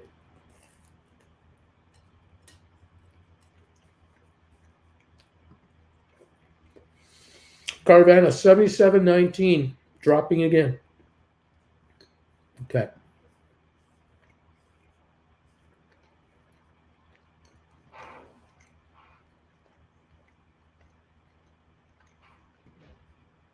Sadly, the Carvana options are priced at this as if this thing's going to go off a cliff. June 17 monthlies, $75 puts. It costs $10. Want to go short, but that's too expensive for me. There you go. There you go. Clay. Get a low personal loan from SoFi to open up a 2.5% margin account on SoFi and over leverage yourself with margin by buying SoFi shares. Nothing can possibly go wrong with this plan here. Let's play limbo with Netflix. How low can you go? Larry, bagel time. Good morning, Olivia. How are you, Olivia? Welcome. Nice to see you here. She's thumbs up number 183. Thank you. Ring the bell in Amsterdam. Is that what we're calling it? We're Amsterdam tea shops, laughing out loud. Oh, man. The SoFi interface is still inferior to Robinhood right now, though, says Cody. Rob, Beachboy, I'm waiting for the 142 plus run before rewriting again. Cindy, Matterport launched a new social impact to help nonprofits and public education. Wonderful program. Also, they cut construction time by 25%. Or Gilman, global leader in real estate. Interesting. Austin, number 183. Good morning, everybody. Thank you for these thumbs ups, you guys. I'm your doobie. Unfortunately, I agree, Cody. Olivia, Hood has the best interface. Others will catch up, though, given time. Duncan, let Robin Hooders come to us. Cody, I am your doobie. Nick, Uncle Bruce, I have a gut feeling that Carvana will drop below 70 considering what FL just said. We are now on this one, 76.98 on Carvana, 77.06, 77.05. We're jumping around. It looks terrible. It looks terrible.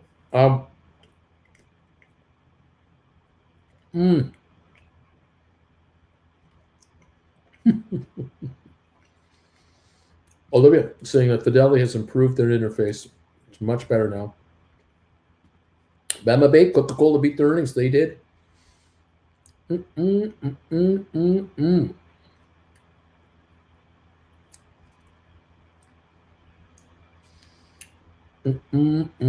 about Netflix around $200 today? Unbelievable. It's wild. It's a wacky one. These markets are under pressure. No question about that. Netflix 208.22 down 730. Wow.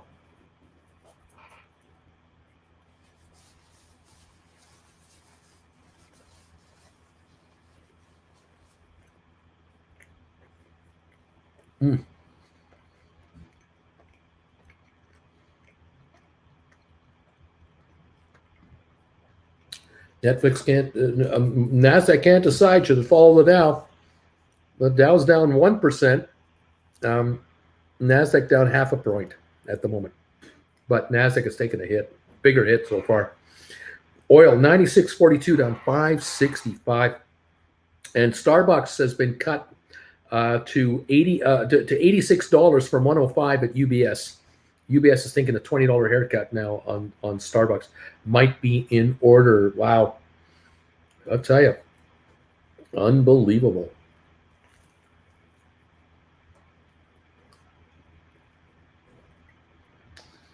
Schultz has got a lot of work to do over at Starbucks. And he's not a young man anymore.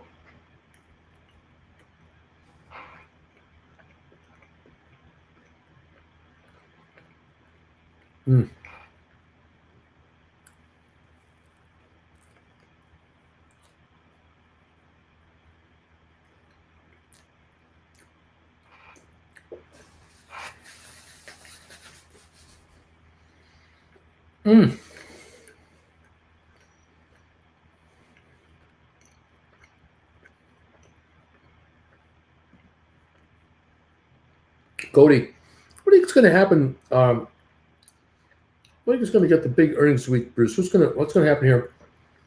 Coke did okay this morning. One more quarter till the big guys take a hit. I am worried that Apple will have a good quarter. Yep, that's the good news. The bad news, Apple either will warn or analysts will warn on Apple's next quarter because of the Shanghai shutdown.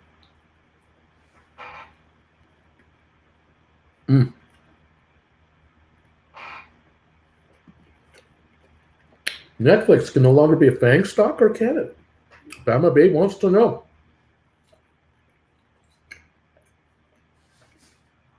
What's going to be interesting about the FANG stocks, 6 months from now, we'll have the 20-for-1 split on Google, the 20-for-1 split on Amazon, Netflix is down to 200 on its own from 700, so it's way down here.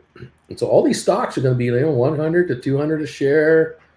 Apple, 150 whatever. Interesting, huh? They're all going to be kind of priced. Microsoft 274, Apple 159, Amazon and Google be in the 150, 60 something range. And they're all going to be in the same hood. Isn't that interesting?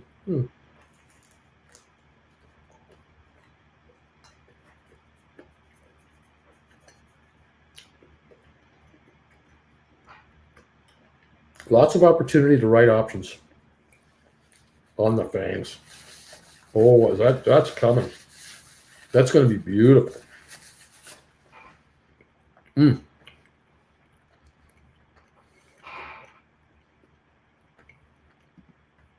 Cook warned after good numbers. It's kind of like, watch. Yeah. Friends, FL saying, Nick, I can't believe the company exists. I didn't really look at the Carvana before today, about half an hour in, and I'm just sad for all those people that had this at 300 plus a share. Yeah. Man, oh man.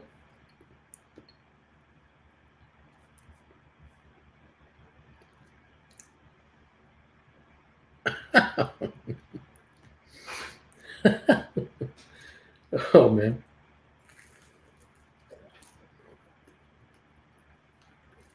Got a new low on GameStop.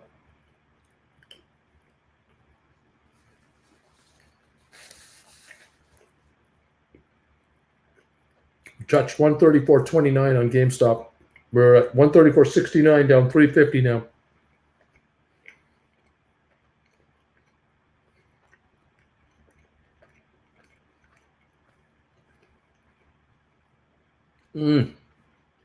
Netflix can't be dropped. If you take away the N for FANG stocks, I think the entire market will just get canceled. Everybody loves that line. We're down 317 on the Dow, trying to have a little rally here.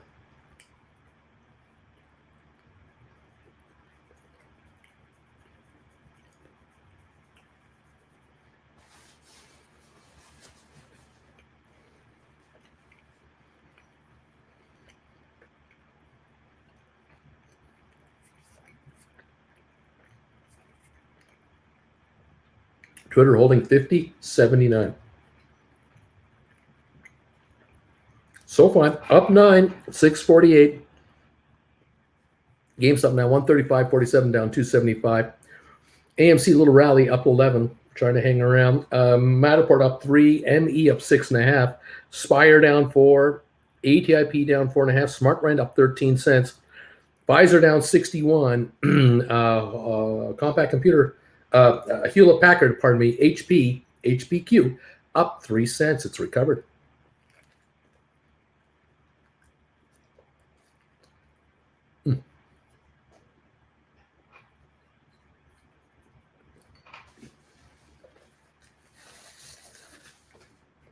Oh boy. West Texas 96.21. 96.21 down 580.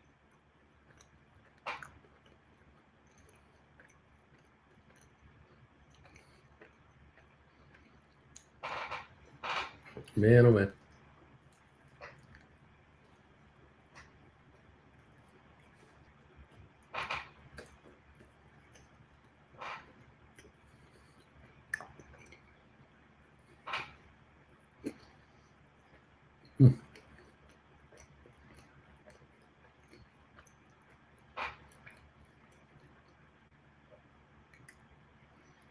Oh boy.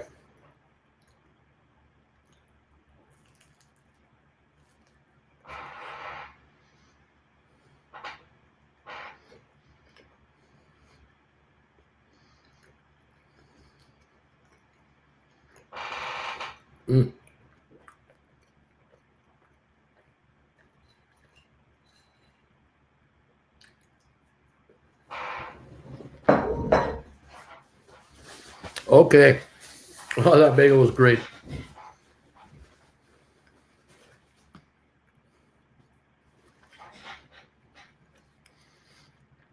Well, the Dow's trying to mount a bit of a recovery. NASDAQ is unchanged right now. The Dow and the S&P are both down 0.75 of a percentage point. NASDAQ is plus 1 point. Oil down 5.48 a barrel to 96.59 right now. That's where we're at. GameStop 135.68 down 254 right now. By the way, thank you to all of you guys for being here today. We have 191 thumbs ups. I do appreciate that very much. Very kind of you. Those of you who have been putting in orders for this 4 for 3 deal, thank you. Just send me your list of classes you'd like to get, and I'll get you looked after today for sure. We'll get you set up there. No problem at all. At Carvana, 78.57, trying a little rally again. It bottomed out there at 77.07 and 76 even, 76.78 now. It's back to 78.62. Trying to put a rally in here. It's under pressure. I don't see it going anywhere. But I can see 75.80. I can see those waves for a while. Maybe 75, 79, or 74, 78. That kind of wave might be the new home for a while, or lower. We'll see how it wants to play out. I don't see it going straight down to the 60s just instantly. I don't see that. But it is under pressure. There is no doubt about that. Uncle Bruce, Compact Computer. Yeah, we're in the time trap. I remember seeing a special on Compact. Brings back memories. I think it was on like Amazon Prime or something like that, and it was an interesting historical recap of Compact, how it was created and how it came about, and how it zenithed at its high and then how it crapped out. Fascinating, just fascinating. So many of those stories are out there. But Duncan, I have some things to do this morning. Anything else needed for me? Have a honey-do list piling up. I hear you, buddy. H. Gregor, Uncle Bruce, I was thinking about buying back my GameStop 100 call for May 22nd for $34. I'm going to sell a call at 120 for June 17th, receiving $28. Would you do this or wait a couple of days to see if the GameStop could go lower? Well, you can do this at any time, obviously. You would be moving up $20 in strikes. So, your contract, you're going to lose about $600 on this move in cash, paying $34 to get $28. But you're moving up $2,000 a contract in assignment value. That's huge. So that the strike price goes up $2,000 a contract. So this is a very good $1,400 move whenever you want to pull it off. Obviously, if you're going to write the 120s for June, you're extending the deal from May to June. Certainly can do that. Get out from underneath the $100 assignment. I like that idea a lot. Get out from that and go to 120. So whenever you're ready, you make the move. But I think the difference is going to stay about $600. That's my hunch.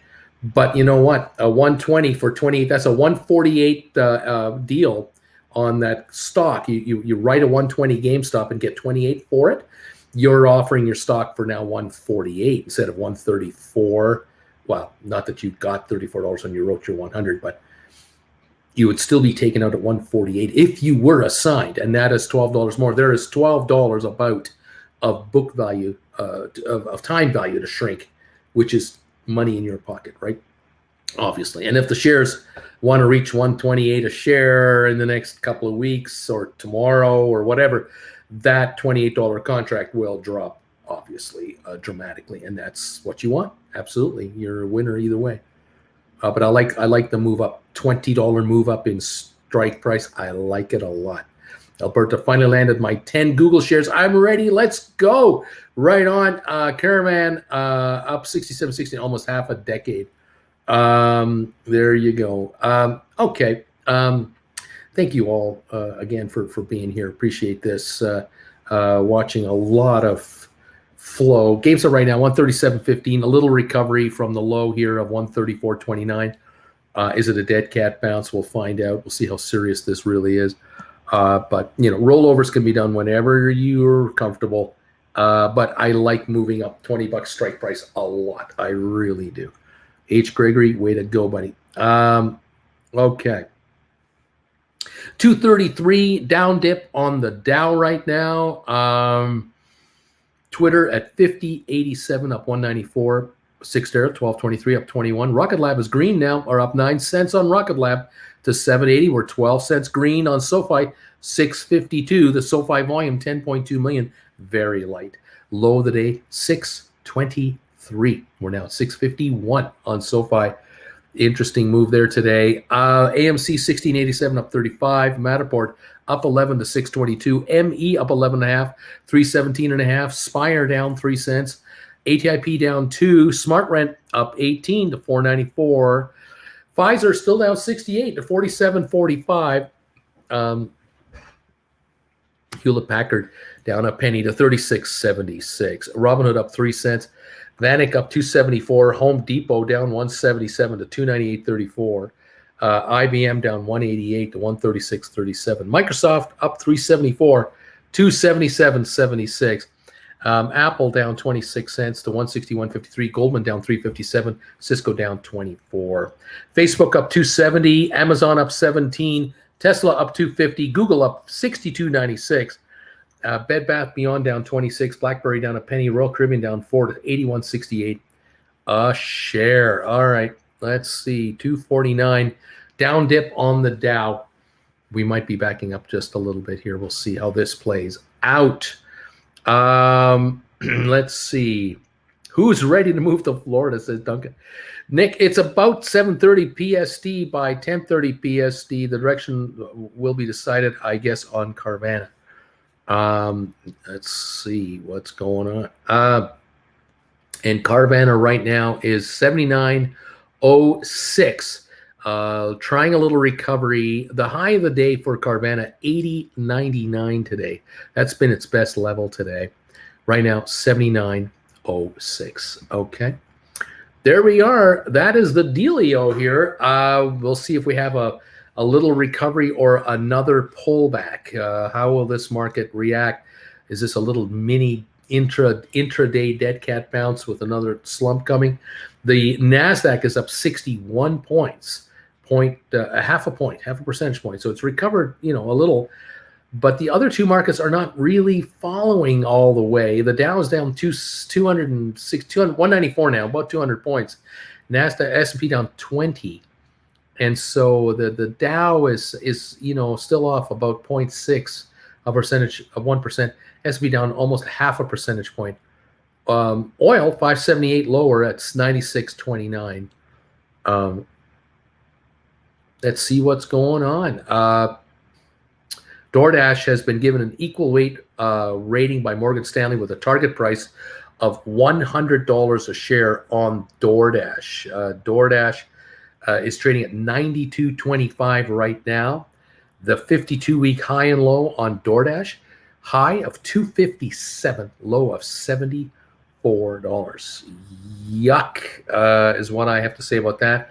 And I believe the low was maybe last week. I'm not sure if that's true. No, that may have been March. Hang on, is that right? March 14th was the low approximately on the stock. March 14th, something like that. And here we are, April 25th. So DoorDash has not come back very far to 92. It's up $3 this morning, but yikes. Moderna up 580 to 146.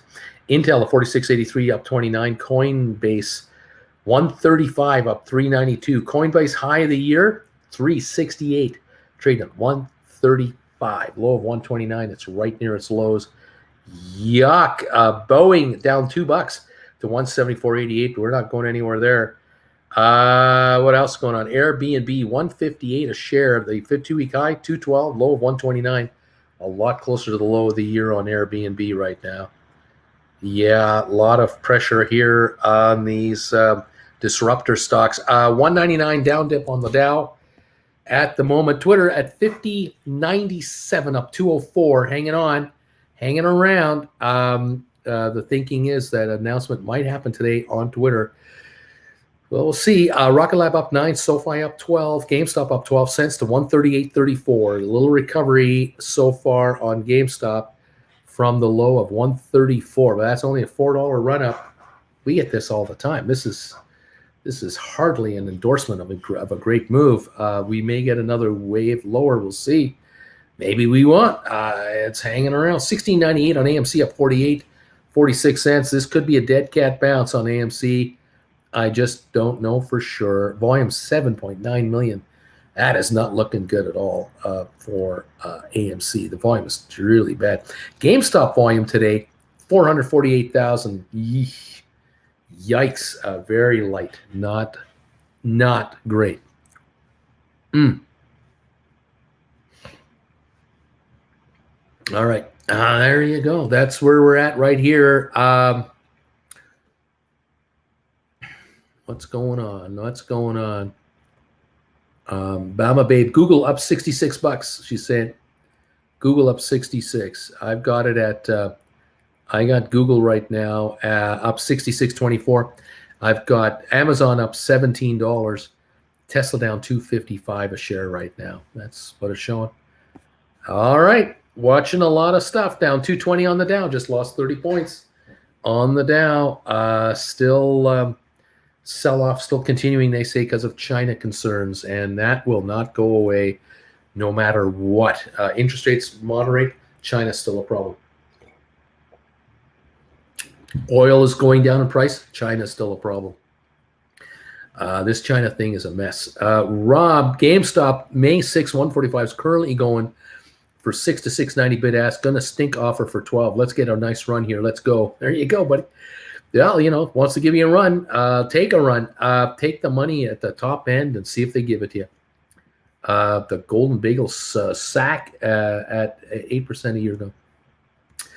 278 drop on the Dow. We just turned around big time and hard. We're down 294 on the Dow.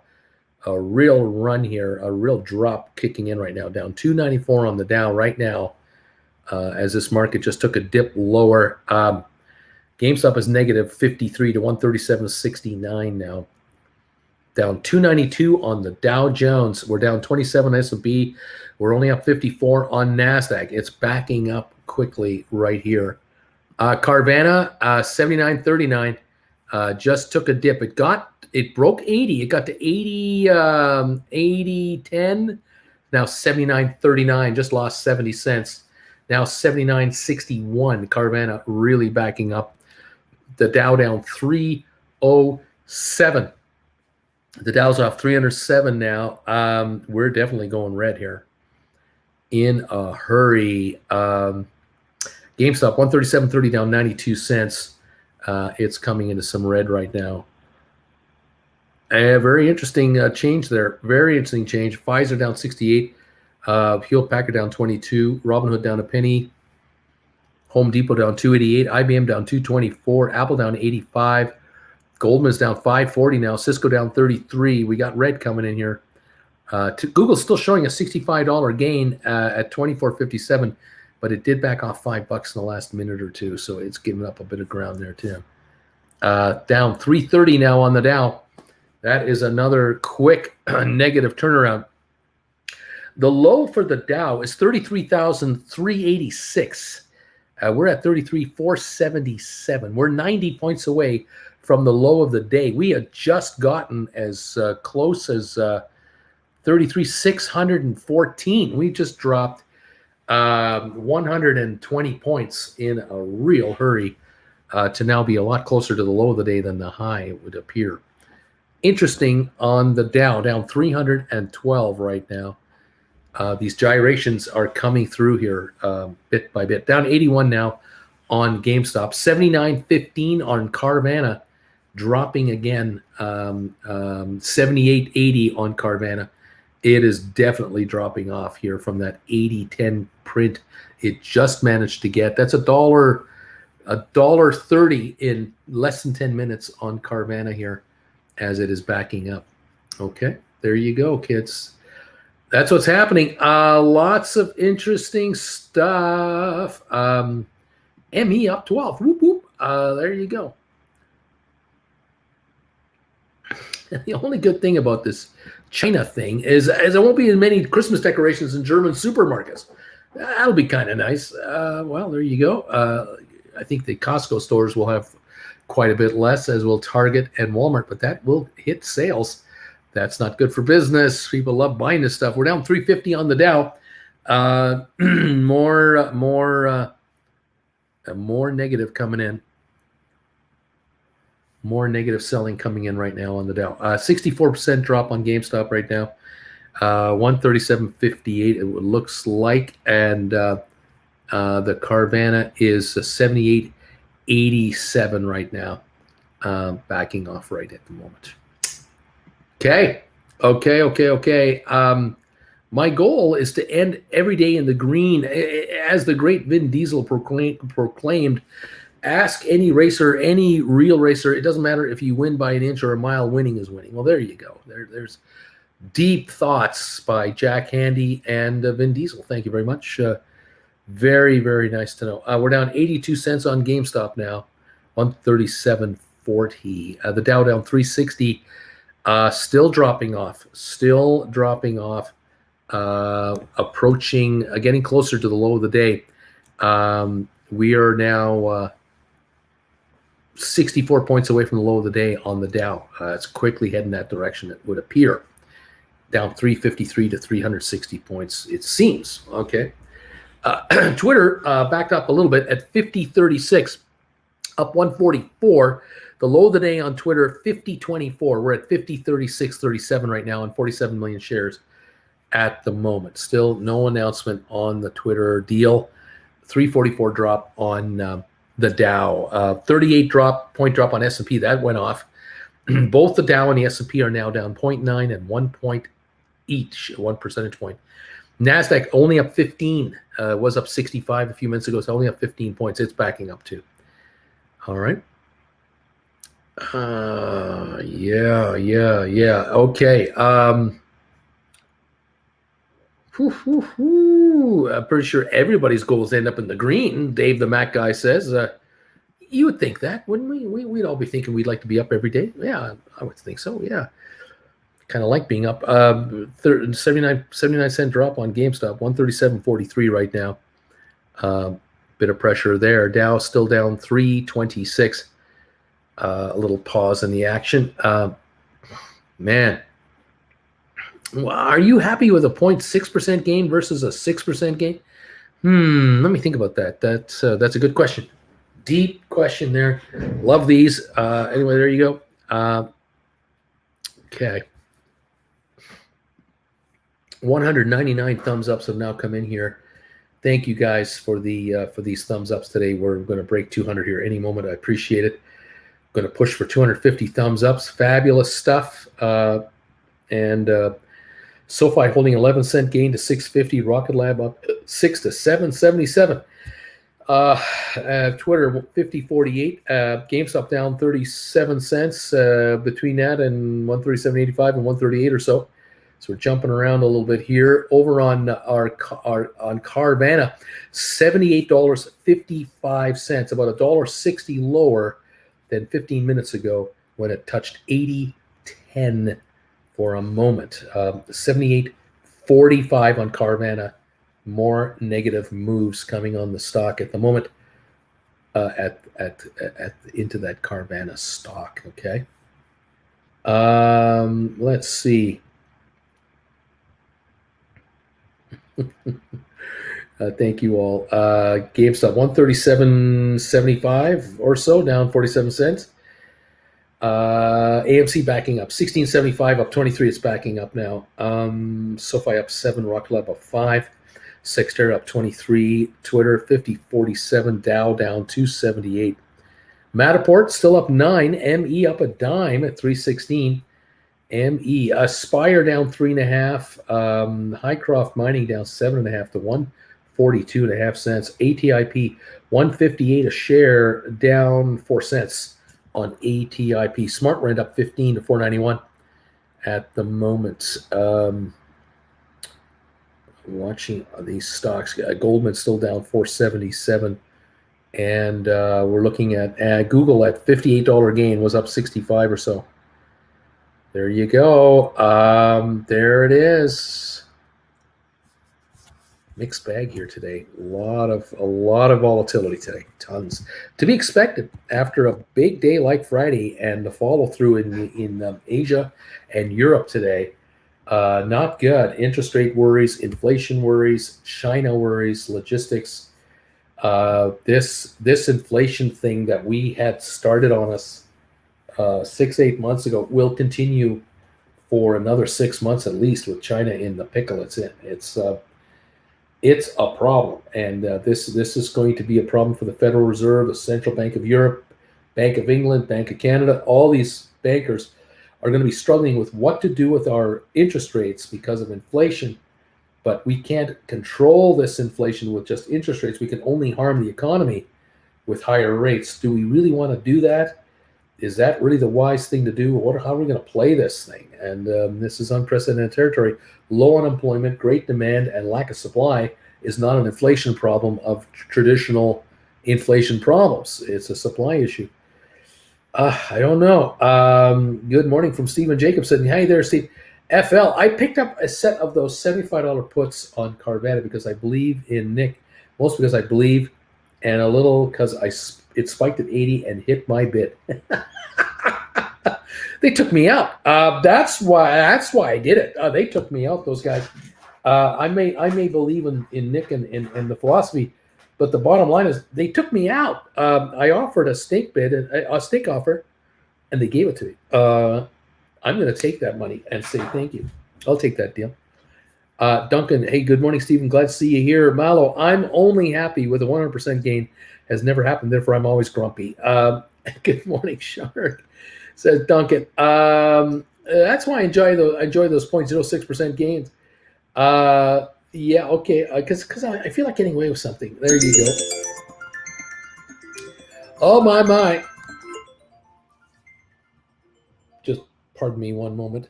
Hello there.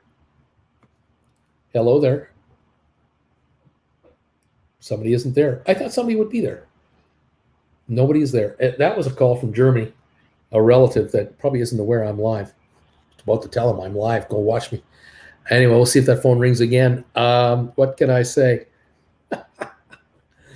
Oh, man. Some relatives of mine don't realize I'm on the air when I'm on the air because, he just talks about the markets, and he's not really doing that on YouTube, is he? Oh, yes, he is.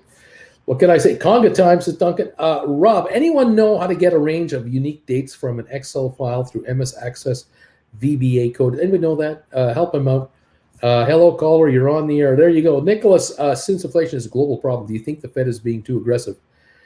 It could be. They can go to 2% without causing any damage to the market and the economy. Really, they can.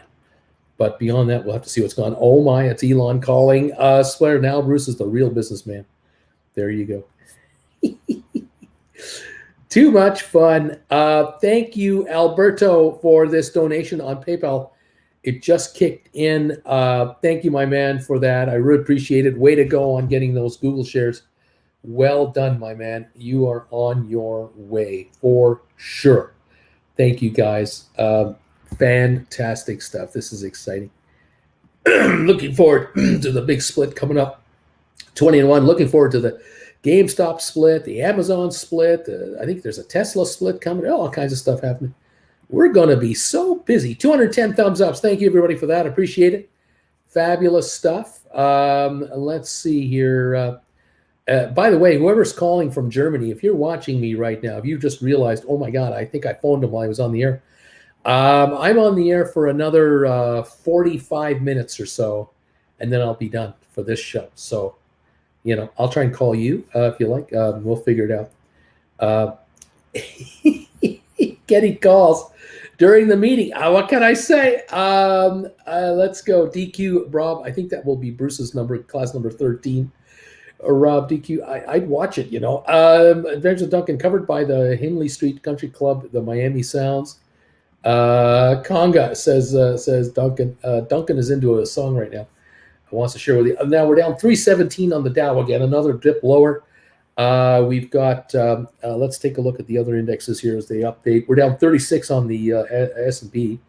That's down 0.86 of a point. The Dow's down 0.91, so they're close. NASDAQ up 8 points. That's it. There is no happiness at the moment over there. Bruce, do you remember the show with Fusilli Jerry where Cosmo has to be the astronaut? Yes, I remember snippets of that. Didn't somebody fall? Didn't somebody fall on top of the Fusilli Jerry? Lord. Then why wouldn't the Fed go 2% instantly and that's it for a wild rip off the Band-Aid, Nicholas? Well, they're going to go up a half a point for maybe 3-4 months in a row. They'll make it happen. Don't worry. The markets already know what's coming. Nicholas, this is not a surprise to the market. W. Walters, thank you for being number 211. I'm your doobie. Netflix 200 today. Pretty please. Duncan, I had a Don Johnson, Miami Vice this weekend. Nick, FL, I'm very sure that you will make money on your contract. They fell on Fusilli Jerry. They did, didn't they? Oh, no. 77.44 on Carvana. That is a drop of 270 in 30 minutes from 80.10 to 77.44, something like that. That's interesting. We're off 353 now on the Dow. We are backing up in a hurry again. Here we go. The low of 33,386 is what we're looking at, and we're at 33,447. So 61 points away from another low of the day on the markets right now. We're definitely coming down. We're only 58 points away from the low of the day, down 367. So if the market drops 410, 415, that's a new low for the day right now. The Dow is within 50 or 55 of that number ish, kind of, sort of. 43.9 point drop on S&P, and now the NASDAQ is red again, down 16 points. So there's the deal there. Let's see. I'm super green already. Thank you for the tip. Let's see. I think it was a father from Costanza that fell on Fusilli Jerry. Is that Frank Costanza? Yeah. Oh, man. 137.68 on GameStop. 137.62, down 60 cents there on GameStop. Carvana right here is now at 77.44, down 6.31 on the day. That is a drop, no doubt about that. No bagel left behind. I'm your doobie. There you go. No bagel left behind. 356 drop on the Dow Jones. All indices are negative. Oil down $5.37 today. Wow, just unbelievable. And see what happens. My relative in Germany has just texted me saying, better speak on the phone than writing. Yep, you bet. So let's see here. Give me 45 minutes. I'm live on YouTube. There. Okay, there we go. I've just sent him a message. I'll get to him. He's a relative of mine in Germany. And we're going to see if we can catch up and link. That would be fun. See what happens. Anyway, I had the same call already. There you go. Right on. 137.59, down 63 cents now on GameStop. Not a big drop. Now 137.24, down 98. The low of the day, 134.22 on GameStop. Will it go for another drop? The Dow's down 369, about 45 points away from the low of the day, about roughly some 40, 50 points more. And then we're into the low of the day on the Dow. S&P down 44. I don't know if S&P is near its low. It doesn't look like it. Hang on a second here. It looks like 42.14, and it's at 42.29. So it needs a little more momentum. Nasdaq today Let's see here. NASDAQ is down now 32 points. And its low was at 12,730. It's at 12,808. So it needs a lot more movement on the downside to go lower. But it's heading there, no doubt about that. The Dow, though, is pushing its low, pushing for its low. Yeah,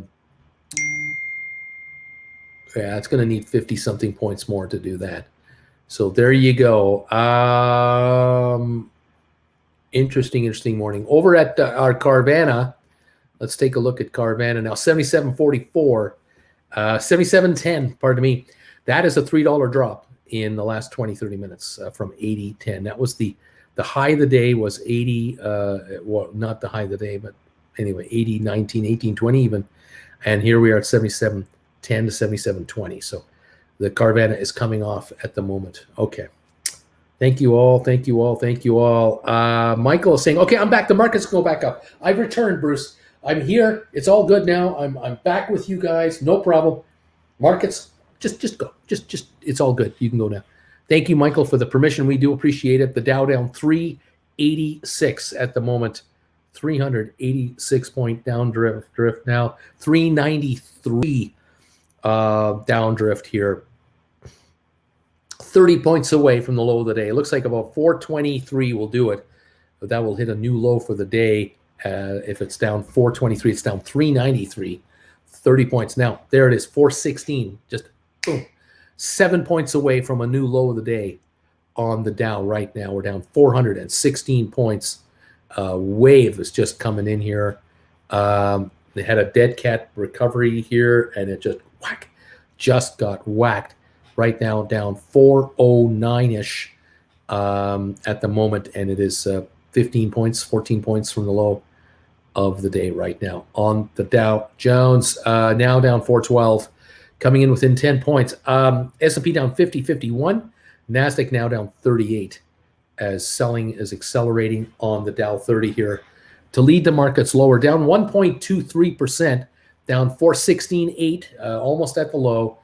416.8. Yeah, we're 7-8 points away. The S&P is down 1.18%. It's getting clobbered, and Nasdaq now down 0.3, is starting to catch up. See what's going on. Uncle Bruce, when the deal gets through with Twitter, could it be possible that it'll hit $53 or $54 due to the price per share Elon will pay? It'll probably inch up there. It'll inch up into the 53 range. Yeah, probably a little bit. They'll have a date to close it out, and the board will recommend to everyone to take the offer, So, yeah, we'll watch for that. We're down 420 on the Dow, 5 points away from the low of the day. We're down 424 now. We are just about hitting new lows on the Dow Jones. Yeah, we've hit it. We've hit a new low. It had happened here in just the last few minutes. We're now at around the low of the day, down 416. 415, 416, 411, 420, somewhere in that range. New lows for the Dow right now. What's the target price for Carvana? What do you think? I was thinking it would reach 75 today. I figured 75 was a shot, and it did do that. 75.34. It's now 77.26 on a secondary pullback because it got back up to 80.20 maybe. But it could go even lower. It could reach 73, 71. Some of us out here think 65 is the number. That might not be today, but it might be possible. I don't know. We've had a heck of a drop here on Carvana. I mean, just 5 days ago, it was at 103. In the last month, it was as high as 138.70. In the last month. I mean, from 138 to 77.18. Is that a haircut? Yeah. 3 months ago, it was hanging around at 162. So this is, $80-something drop or more. Man, is this devastating. Really hard drop on Carvana. 6 months ago, 303 a share, a 225-point haircut. To here. I mean, that is just crushing. It's now at it barely 25, 28% of its former value only 6 months ago. So, I mean, Carvana is really getting nailed here. Really. They're raising money. Yes. They're trying to raise money to survive and to, expand, pick up another entity and grow the company. But, oh man, has the dilution ever taken its toll at this point? 77.39. And as I say, I think right now, I wouldn't be surprised watching a trade between 75 and 80 for a while. There'll be a whole bunch of waves of opportunity here to make money on it if you're a shorter or however you want to play it. 77.16. There's no oh man, it looks awful. It just looks terrible. Yeah. I wouldn't want to be holding that. Anyway, there you go. I don't know how this company makes it in the long run, to be honest, this FL. Let's see. Why are they dropping? They're selling stock. They're selling bonds, junk bonds. They're raising billions of dollars. They're diluting themselves to try to hang on and expand. But they're getting nailed here. The losses are bad. It could be another year before we really see evidence of a serious turnaround. But how low between now and then, I don't know. And that's the thing. I'm trying to call this stock like what it's going to do today, but it doesn't look good for the next couple of weeks. But I don't quote me on it. I just don't know. There you have it. That's the deal. 50, 59, 50, 59, 50, 60, up 166 on Twitter. The Dow down 498. GameStop now down $1.14, 137.08. Looks like a trade here. We're coming into some more pressure on GameStop, and Carvana is getting hit as well. Just look at the balance sheet. Endless debt, burning money in an industry that's facing major headwinds, says FL on Carvana. 77.66, trying a little rally here. It does not look great at all. Yikes! It's just lots of yeah, that's what's going on. Okay, there you go, guys. What can I say? 137.34 down 88 on GameStop. We're up a nickel on SoFi. We're up 7 on Rocket Lab. Cyxtera up 22. Twitter up 173. The Dow down 370 right now as we speak. And where will the stock be next week? The volatility on this thing, there could be $20 of volatility here. We might be trading from 70 to 90. You might trade from 60 to 80. I just can't tell you. 75 to 95, like, I don't know. I would be really careful with this thing. If you're a shorter, I'd be on a hair trigger to take profits when they're being given to me, and then I get ready to take a new position on a little top out, hit it again. But you've got to be on a hair trigger to really watch your stuff, and there you go. That's the deal. I just you got to be really careful with this one. Got to watch it. 77.78 down 597 now on Carvana. The volume 4.6 million or so. That's where I'm showing it. What I see at the moment. Man, oh man. Yeah, unbelievable. CVNA. Carvana. My, oh my. 5 million shares traded. No earnings anywhere. Yikes. Yeah. Yikes it is, kids. Okay. Just adding Carvana to my phone here, just sort of have it handy. There we go. Yep. Down 586 to 77.88 on Carvana. Dow is down 394 now, and the GameStop off 77 cents as we continue to trade near the lows of the day at this point right now. Okay. Zed Estate, I'm here. Number 222 thumbs ups. I'm punching in. Welcome, Zed Estate. Welcome to the show. Great to have you here, buddy. We've got a red day going here, and it's option writing day. We keep looking to write options, and there are all kinds of opportunities here. GameStop cannot seem to get through 140, so it's definitely a right. 140s can be written here for this Friday. There's pressure here. We're watching Carvana under pressure. We're watching Twitter with the takeover up 167 at $50.60 right now, as Elon Musk seems to be getting momentum from the board to make this deal happen. We'll see all about that. We're watching Pfizer off 62 cents. Hewlett Packard down 32 to 36.47. Great bargain there. We're down 8 cents on Robinhood. It looks awful at 10.18. Looks terrible. We're only up 55 cents on Vanek Vectors. We're definitely backing off here. Home Depot 298.74 down 137. Broke 300 barrier. IBM down 269, now down 274 to 135. 135.50. Microsoft up 85 cents, but backing off quick. Apple going red, down 202 and heading south. Goldman down 558, a low of the day roughly here. Now we're seeing Cisco down 69 cents. Facebook down 96. It's going red. Amazon went red, down 11 bucks. Tesla down 12. Google was up 65, now only up 38.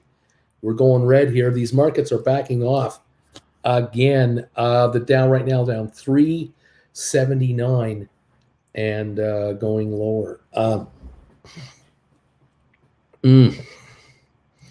Yeah, FL. I'm on put options only, not shorting stocks. Like that, I am capped on my losses. I have some staggered sell orders, not trying to be too greedy with it. Right on, Sean and Wendy. God is amazing. Good morning, Uncle Bruce. When are you both leaving for Europe? And thanks for putting the classes on sale. We can get the 4 we missed on discount. Glad to be back home. We are leaving in the first, just around the beginning. I don't want to give an exact date, but it's going to be early May. It's just short of the 15th, and we'll be gone until July 17th. I will be broadcasting from Europe, the early show. This one is what I'm going to try to keep doing. It all depends on my internet connection, and we're crossing our fingers that it'll be all right. We'll see how it works. You'll let me know, because I'm bringing my big ass iPad and my phone and my computer with me, and so hopefully we can continue that, and we'll do the Traveling with Bruce shows as usual, and I hope to do videos on the traveling channel as well. So stick around and keep on top of it with us, because I'm not taking the summer off. Mama babe, I wrote during the upswing of the NASDAQ today. When executed, I immediately put in my stink offers to buy back. Now I just cross my arms and I enjoy your show. I just do this now.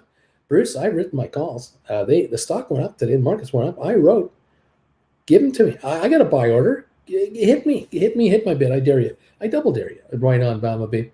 Beautifully done. 394 down dip on the Dow now, as we are hanging around the lows of the day. As Carvana 78.12 at the moment. Twitter 50.63 up 170. We got SoFi up 9, Rocket Lab up 9, GameStop down 42 cents at the moment. Yeah, there it is. Thank you, Bama babe, for being here. And I know you're enjoying it, and I know you love making money, and can I blame you? No way can I blame you for that. Fantastic, guys. Awesome sauce stuff. Such fun going on out there right now. Those of you who are taking advantage of my 4 for 3 deal, if you don't know what that is, we're offering my classes for sale right now. If you make a donation of $299.99 to my PayPal account, US funds, you will be eligible to order any 4 classes you want out of the 12 that exist. So that's like getting 1 free. Buy 3, get 1 free for a limited time offer. We're offering it until we head out of here for Europe. So if you're interested in that, you've got a little over a week or so to get this done. And I know a number of you have already taken advantage of this. I will, after the show's over today, I will send out the links for you folks that wanted to take advantage of the 3 for 4 deal. Fantastic stuff. Thank you all for being here today with us. 77.74 again on the Carvana, down $6 a share. And the Dow down 409. Looks like 410 is the down dip now on the Dow. Might be approaching the low again of the day. We're not that far away from another low of the day. Let's see. Here we go. That's great stuff. Anyway, there we go. Okay, we're up to speed on all our comments. Trying to keep up on a few things at the same time here. Tons of funses. How about that? Tunzo de funzo. Rocket Lab 782 up 11 cents. SoFi 648 up 9. We're down 53 on GameStop. 137.69 on GameStop right now. Thank you, everybody, for popping in here. We have 231 thumbs ups. Thanks, guys, for that. If you're able to give us a thumbs up, please hit that thing hard. That would be very much appreciated. Thank you, guys, so much. Uncle Bruce, my stink bid to buy back my Twitter 2023 cover call, which I got $650 for, is hit. I paid $475 to buy it back. Now I have a stink bid to sell a cover call for next Friday and a $3 premium. I paid $35.99 and already made $175. This is how you do it. I agree. I think so. Way to go. It's just being handed to you. The strike is 50 right on. There's nothing wrong with that deal. You can always, like I say, you can write any contract you want at a level, whatever they hand to you, you take it. Beautiful stuff. Way to go. We're down right now. 321 on the Dow. A little recovery bounce here, looks like. We sure get these interesting waves. So we get these massive buy waves, massive sell waves. The volatility is increasing now in the markets because a lot of market people are going into cash. They're going into cash only right now. They want to be safe. They don't necessarily want to be holding equities. They don't want to get into bonds yet because they feel that the bonds will eventually drop enough to then lock in the big rate. So there's a lot of this going on, a lot of speculating. And so there's these waves of orders that come through computer-generated trades. And there's also a lot of, obviously, short traders and speculators who go long and short these markets based on momentum of the markets. And so these kick in, these computer programs kick in, and we'll get these 60, 70, 80, 100-point swings like that on the Dow. And Congress is okay with this. This is okay because this is not market manipulation. This is free trading at its finest because Wall Street says so, and that's why it's okay. There you go. Down 333 on the Dow right now. 77.34 on Carvana. It didn't recover on this Dow move. It didn't go up. Interesting. I just sold GameStop 140 expiring on Friday for $5. Thank you very much. Take the money. 137.90 on the stock. Writing a 140 out of the money for $5 for this Friday. Thank you. Stock can back off for $5, and Zed Estate will be happy with that. Or the stock could just sit here for 2 or 3 days, and Zed won't mind that either. He's going to make money either way. Nick, credit. I am waiting for Uncle Bruce to send me your email. I think I did that. I think that I did one the other day, which covers, it's actually the same person, Nick. The one person and the other person, I think, are the same guy. Adventure of the Duncan headquarters at the Q, down 5.8. Interesting. Curtis Savage. Nick, me too. Hey, Uncle B, I wrote you an email. Do me a favor, both of you guys, send me another email right now, and I'll see those coming together, and I'll forward those immediately. Okay, Curtis Savage, let me check. Stocks are overpriced. Sell for cash. Getting whacked by inflation. Buy bonds. Rate hikes wreck you. Buy stocks that are cheaper now than after the sell wave. There you go. Good advice, Michael. Apple earnings this week. Any thought? Yes, the earnings could be good because of the first quarter, but the warnings about the second and third quarter might upset the apple cart on the stock. That's what I fear, my friend. The Shanghai shutdown, which is now spreading into possibly Beijing and 450 million other people. We got a problem here. We got domestic and international issues in China for delivering on time contracts.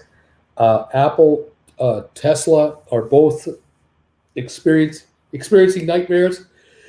I think that the KFC people, they probably have a bunch of locations shut down. McDonald's over there. I got to think Starbucks over there. Can't be good. It just can't be good. I really wonder about all of that.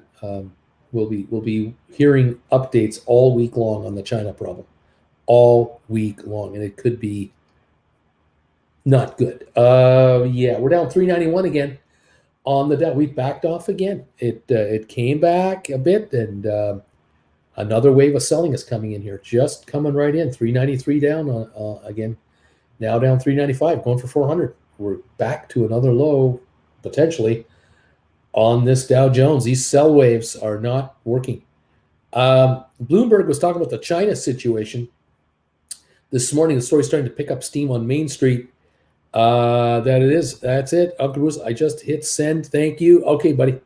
Nick, Uncle Bruce, you send me DQ email, not credit. Okay, good. Angela, I've been waiting for the dead cat bounce to right. It's looking pretty good so far. Too many variables weighing heavily on the market right now, says Angela. Duncan, 155 and going up for the thumbs. Thumbs up for Bruce. Thanks, buddy. Thank all of you for these thumbs ups. I appreciate it so much. Down 400, looks like on the Dow right now. 399 something. Yeah, 401 now on the Dow. S&P down 56 and NASDAQ down 75 as we stay negative. Down 581 on oil, 96.26 still coming in on oil. It's not recovering at this point. Whew. Oh boy, oh boy, oh boy. Yeah, life is measurably better without the burden of this debt as Biden reviews student debt cancellation, young people with debt, delay buying a house, and even having kids. True story. SoFi up 9 cents, not reacting in a big way yet. But if we get an announcement this week on student debt forgiveness for whatever amount, whether it's a $10,000 forgiveness or 20 or 50 or whatever, there could be a ton of loans at SoFi that will be bought out by the feds in one check. That would be huge for SoFi, huge. And any other financial institution that also has student debt. The billions that will come out of Washington into these banks will be massive because they'll be fully paid out, interest and all. That would be great for SoFi and its shares. That cash can now go back into the business to write other loans, margin on accounts, home loans, personal loans, car loans, whatever. Yeah. Alrighty. Thank you, guys. Bruce, what do you think about Cisco in the near future? I wrote a cover call last week, and I got a buy order to close it out at half the price. Yeah, I'm not that worried. The shares are going anywhere. I'm not fearing an upside move of any significance. So, they come to you. Don't be surprised. 50.71, we're down 65. They're definitely going your direction right now. And even if they hold here, you'll win. No question about it. You're going to be a winner on this thing. The clock is going to guarantee you that. It's a secret weapon you have. We're down 366, 367 on the Dow right now. Carvana, 77.65. Make that 78.01. Down 574 right now. There you go. We're down to 13 minutes. I'm going to be on the air at 3 o'clock today on this channel. Then I'm going to be on the air at 7 o'clock Eastern Time on Traveling with Bruce for sponsor members. Then I'm going to be on the air at 8 o'clock Eastern Time on Traveling with Bruce for anyone to join. If you want to join me tonight, 8 o'clock on Traveling with Bruce, come on over, say hi. We'll be talking about the trip over there and travel news and cruise ship news and you name it. So I'm looking forward to that. And if you want to pop over, say hi to me, that would be absolutely beautiful, guys. I'd love to have you come on over and join us. Good gang of people there. They will welcome you in with open arms if you come by and say hi. Where are we at? 138.69, up 47 cents on GameStop. This might be the time to consider writing options on GameStop. Get close to 140. You might want to write 140s. There's an opportunity that might be coming our way here as we're down 340 on the Dow right now, 46 on S&P, 36 on NASDAQ. Oil down 620 to 95.87. Yuck. Oil is getting whacked right now. Definitely getting whacked. No question about it. Let's see what we got over here. Let's see if I get this to work here. Boom. There it is. There we go. Oh, my.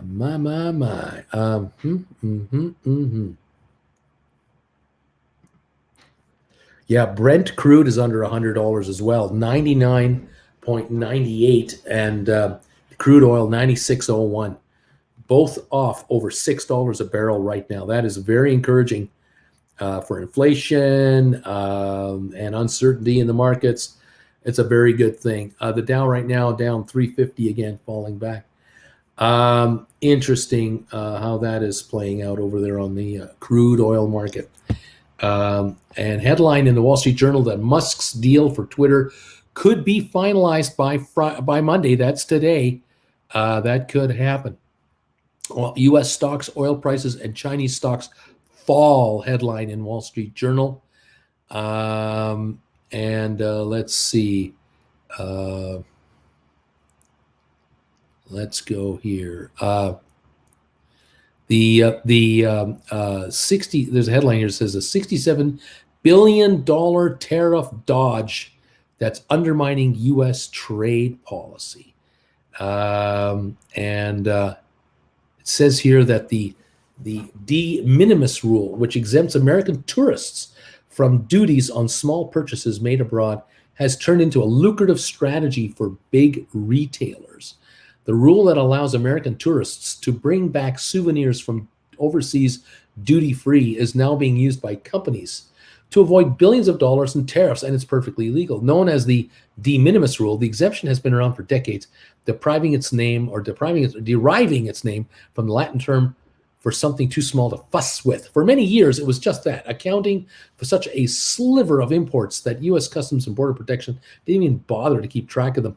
It's a sliver no more. The known value of de minimis imports soared to over $67 billion in 2020 from an estimated $40 million in 2012, according to a previously unreported U.S. Customs data reviewed by the Wall Street Journal. The rise of e-commerce in recent years accustoms shoppers to order just a few items at a time, which easily falls under the de minimis rules, and led to steady growth in such shipments. Then a sharp jump came in the wake of higher tariffs imposed by the Trump administration on Chinese imports. According to the customs data and logistics industry executives who say the new levies led importers to devise ways to dodge paying them. As a result, more than a tenth of Chinese imports by value now arrive as de minimis shipments. The customs data indicate up from well under 1% a decade ago. The increase was also fueled by a 2016 decision by Congress to raise the maximum value of de minimis imports to $800, up from $200. The law allows U.S. retailers who sell Chinese imports, along with Chinese companies that sell directly to U.S. consumers, to avoid tariffs on goods as long as they are packaged and addressed to individual buyers and fall below the $800 cap. Groups including the Coalition for a Prosperous America, which includes U.S. manufacturers and labor groups, are urging Congress to eliminate the de minimis exemption for Chinese imports, saying the law is being used to make a blatant end run around tariffs. This is a calamity, putting U.S. producers and traditional retailers out of business and destroying jobs, says Charles Benoit, the Trade Policy Counsel for the Coalition. That view is countered by those who say the de minimis rule has boosted e-commerce and kept costs lower for consumers. I wouldn't characterize it as people are taking advantage of the system. It's just a law that has been in place and people have a right to use it, says Lanny Feldman, counsel to the National Customs Brokers and Forwarders Association of America. There's an association for everything. Terra's Universal LLC, a New York-based women's brand apparel, is among the U.S. companies that has overhauled how it imports Chinese goods. In years past, Terra's would place factory orders for leggings, joggers, and tank tops based on estimates of consumer demand for certain styles and colors, says Suzanne Farid, the company's head of supply chain. To use the de minimis rule, Farid has shifted to a made-to-order strategy for its online direct-to-consumer business, setting production runs based on actual customer orders. The goods, which are packaged and addressed to individual customers, are then shipped directly from Chinese factories by Long Island-based freight-forwarded Alba Wheels Up International. Alba Wheels Up bundles the shipments and flies them to the U.S., where they are picked up by couriers for direct delivery to customers, skipping any warehousing or fulfillment in the United States. We're saving more on duties than we were paying on shipping, Ms. Farid said. It saves us time because once it arrives in the U.S., it is already ready to go directly to the consumer, she added. Therese also sells its apparel at retailers, including stores of Neiman Marcus and Nordstrom. Those larger shipments are still subject to tariffs. Avoiding tariffs is particularly attractive for U.S. retailers who sell price-sensitive customer goods such as apparel, handbags, kitchen gadgets, and the like, many of which were already subject to tariffs even before the trade war. If you had a 7% tariff and there's an additional 25% added on top of it, if de minimis was a business choice before, now it's almost imperative, says Salvador Style, number 2, president of Alba Wheels Up.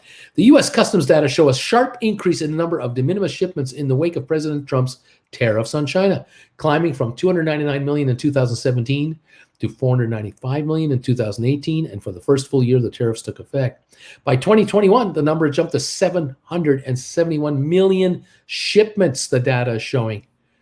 The data obtained by the journal was generated from a Customs and Border Protection database of known de minimis shipments and their declared value. For many packages, especially those that enter the country via the Postal Service, Customs only knows the item's weight, not the declared value, meaning the actual value of the de minimis could be significantly higher. Former Customs officials say the agency's focus, rightfully in their view, is screening the packages for illicit goods, such as illegal pharmaceuticals, weapons, or counterfeit items. Validating the value of the millions of tiny packages a day or estimating values for packages that only have been weighed is neither a priority nor something the agency has resources for, they say. The allows Chinese companies to export goods directly to the U.S.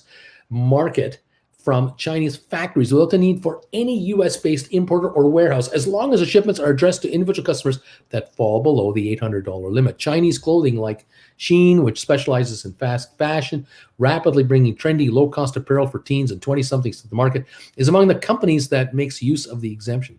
Earnest Research, a data analyst firm for consumer brands, estimates Shein had 30% of the fast fashion market in the U.S. last year without selling through their own U.S. storefronts or those of other brands. Companies can also take advantage of the de minimis rule using ocean shipping, which is cheaper than air freight. That method, which requires some additional steps, has spawned a cottage industry in and around Tijuana, Mexico. Baja Fulfillment got its start with the imposition of the Trump tariffs, says partner Bobby Aramayo. His Tecate-based company picks up Chinese imports at the adjacent ports of Los Angeles or Long Beach and loads them onto a bonded truck where the cargo is immediately sealed so it doesn't formally enter the U.S. That allows the truck to drive south across the border to Mexico without clearing U.S. customs. The goods are then taken to one of Mr. Amigo's 3 bonded warehouses, avoiding any Mexican tariffs because they don't technically enter the country's economy either. The items remain in the warehouses until U.S. customers place an online order. At that point, the item is individually packaged, loaded on the trucks, and driven back across the border to San Diego. Mr. Ario's firm sends the manifest electronically ahead of time so that when his trucks reach the U.S. border, they clear customs quickly, no duty required, and can immediately be shipped via the Postal Service or a courier. He declined to provide the exact numbers, but says his warehouses fulfill tens of thousands of direct-to-consumer orders a week. The Mexican detour can yield big savings. A $75,000 shipment of women's tops would normally be charged just over $29,000 in tariffs, as well as additional harbor maintenance fees and merchandise processing fees. In some cases, this helps companies survive, says Mr. Ari Mario, referring to the savings on import duties. The increasing use of the de minimis rule can be seen in the contents of seaborne cargo containers, says Spencer Strader, Director of Imports at ECU Worldwide, a cargo and freight logistics firm. In the past, these containers tended to be all filled with the same product. Now you'll open up a container and there's 1,000 individual shipments to 1,000 different people in that one 40-foot container, all pre-labeled, possibly USPS, UPS, FedEx, or any other final mile provider, Mr. Strader says. It really is the least cost-effective way to move consumer products from Asia, where they predominantly come from, he says. Logistics firms say the tariff dodging strategy is also being given momentum by the rise in online shopping, which accelerated during the COVID-19 pandemic as people did more buying from home. People placing orders on Amazon.com's marketplace or the online sites operated by eBay or Wayfair generally have no way of knowing if a product from China is being imported as a de minimis shipment. Still, with nearly 800 million shipments entering the U.S. annually as de minimis imports, It's likely that major U.S. retail brands are using the strategy for online fulfillment from factories in China, said Kim Glass, president of the National Council of Textile Organizations, which represents U.S. apparel makers and supporters protective tariffs for American producers. Amazon, eBay, and Wayfair declined to comment on the extent to which they are the third-party sellers. Amazon's website, however, contains information on how third-party sellers can comply with the rules. A number of other importers contacted by the journal declined to comment on their use of the de minimis shipping, reflecting the political sensitivity around tariffs on Chinese imports. The precise nature of goods being imported isn't known. The paperwork for the de minimis shipments doesn't require importers to use the tariff codes required for other imports, but freight companies say that given the $800 cap on value, most of these goods are consumer items. Wow, that's incredible. Fiscal 2020, the U.S. imported $618 billion of consumer goods, meaning de minimis shipments were over 10% of that value. Treasury estimates lost as much as $10 billion a year in tariffs through tariff strategies like de minimis.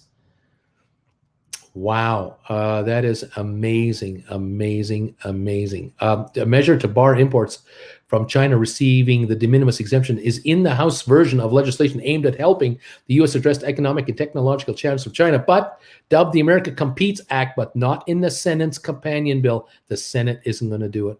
As long as foreign companies sell their goods in America, they're splitting up of their shipments to evade tariffs and oversight. American businesses will continue to be put in the competitive disadvantage cost-wise, says Republican Earl Blumenauer, a Democrat from Oregon, chairman of the House Ways and Means Trade Subcommittee, who is pushing the measure. Very fascinating how this has happened, how this has been created, how to bring goods in from China elsewhere under $800 an order direct to you.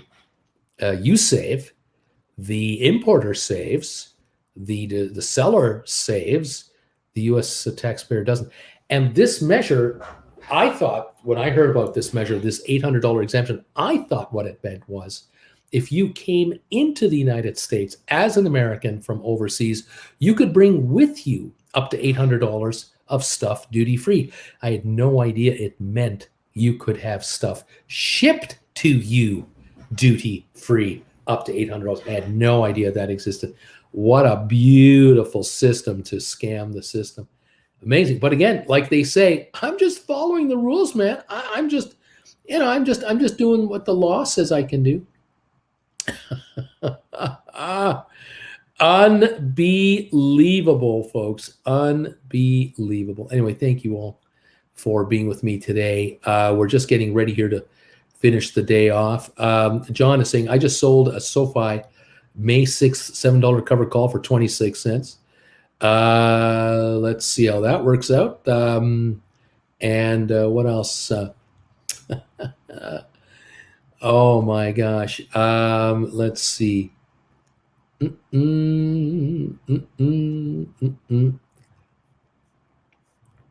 Yeah, here you go. Drink water, eat veggies, take a walk to the duty-free counter. There you go. Unreal. What an idiotic system to move so many boxes back and forth. Yep. Man, oh man. Unbelievable. Thank you, everybody, for being here. Nice to have you all here. Okay, let's take a couple more looks at our final numbers here. We'll call this a morning show. The Dow is down 337 right now, and Carvana 78.29 at the moment. Twitter up 192 to 50.85.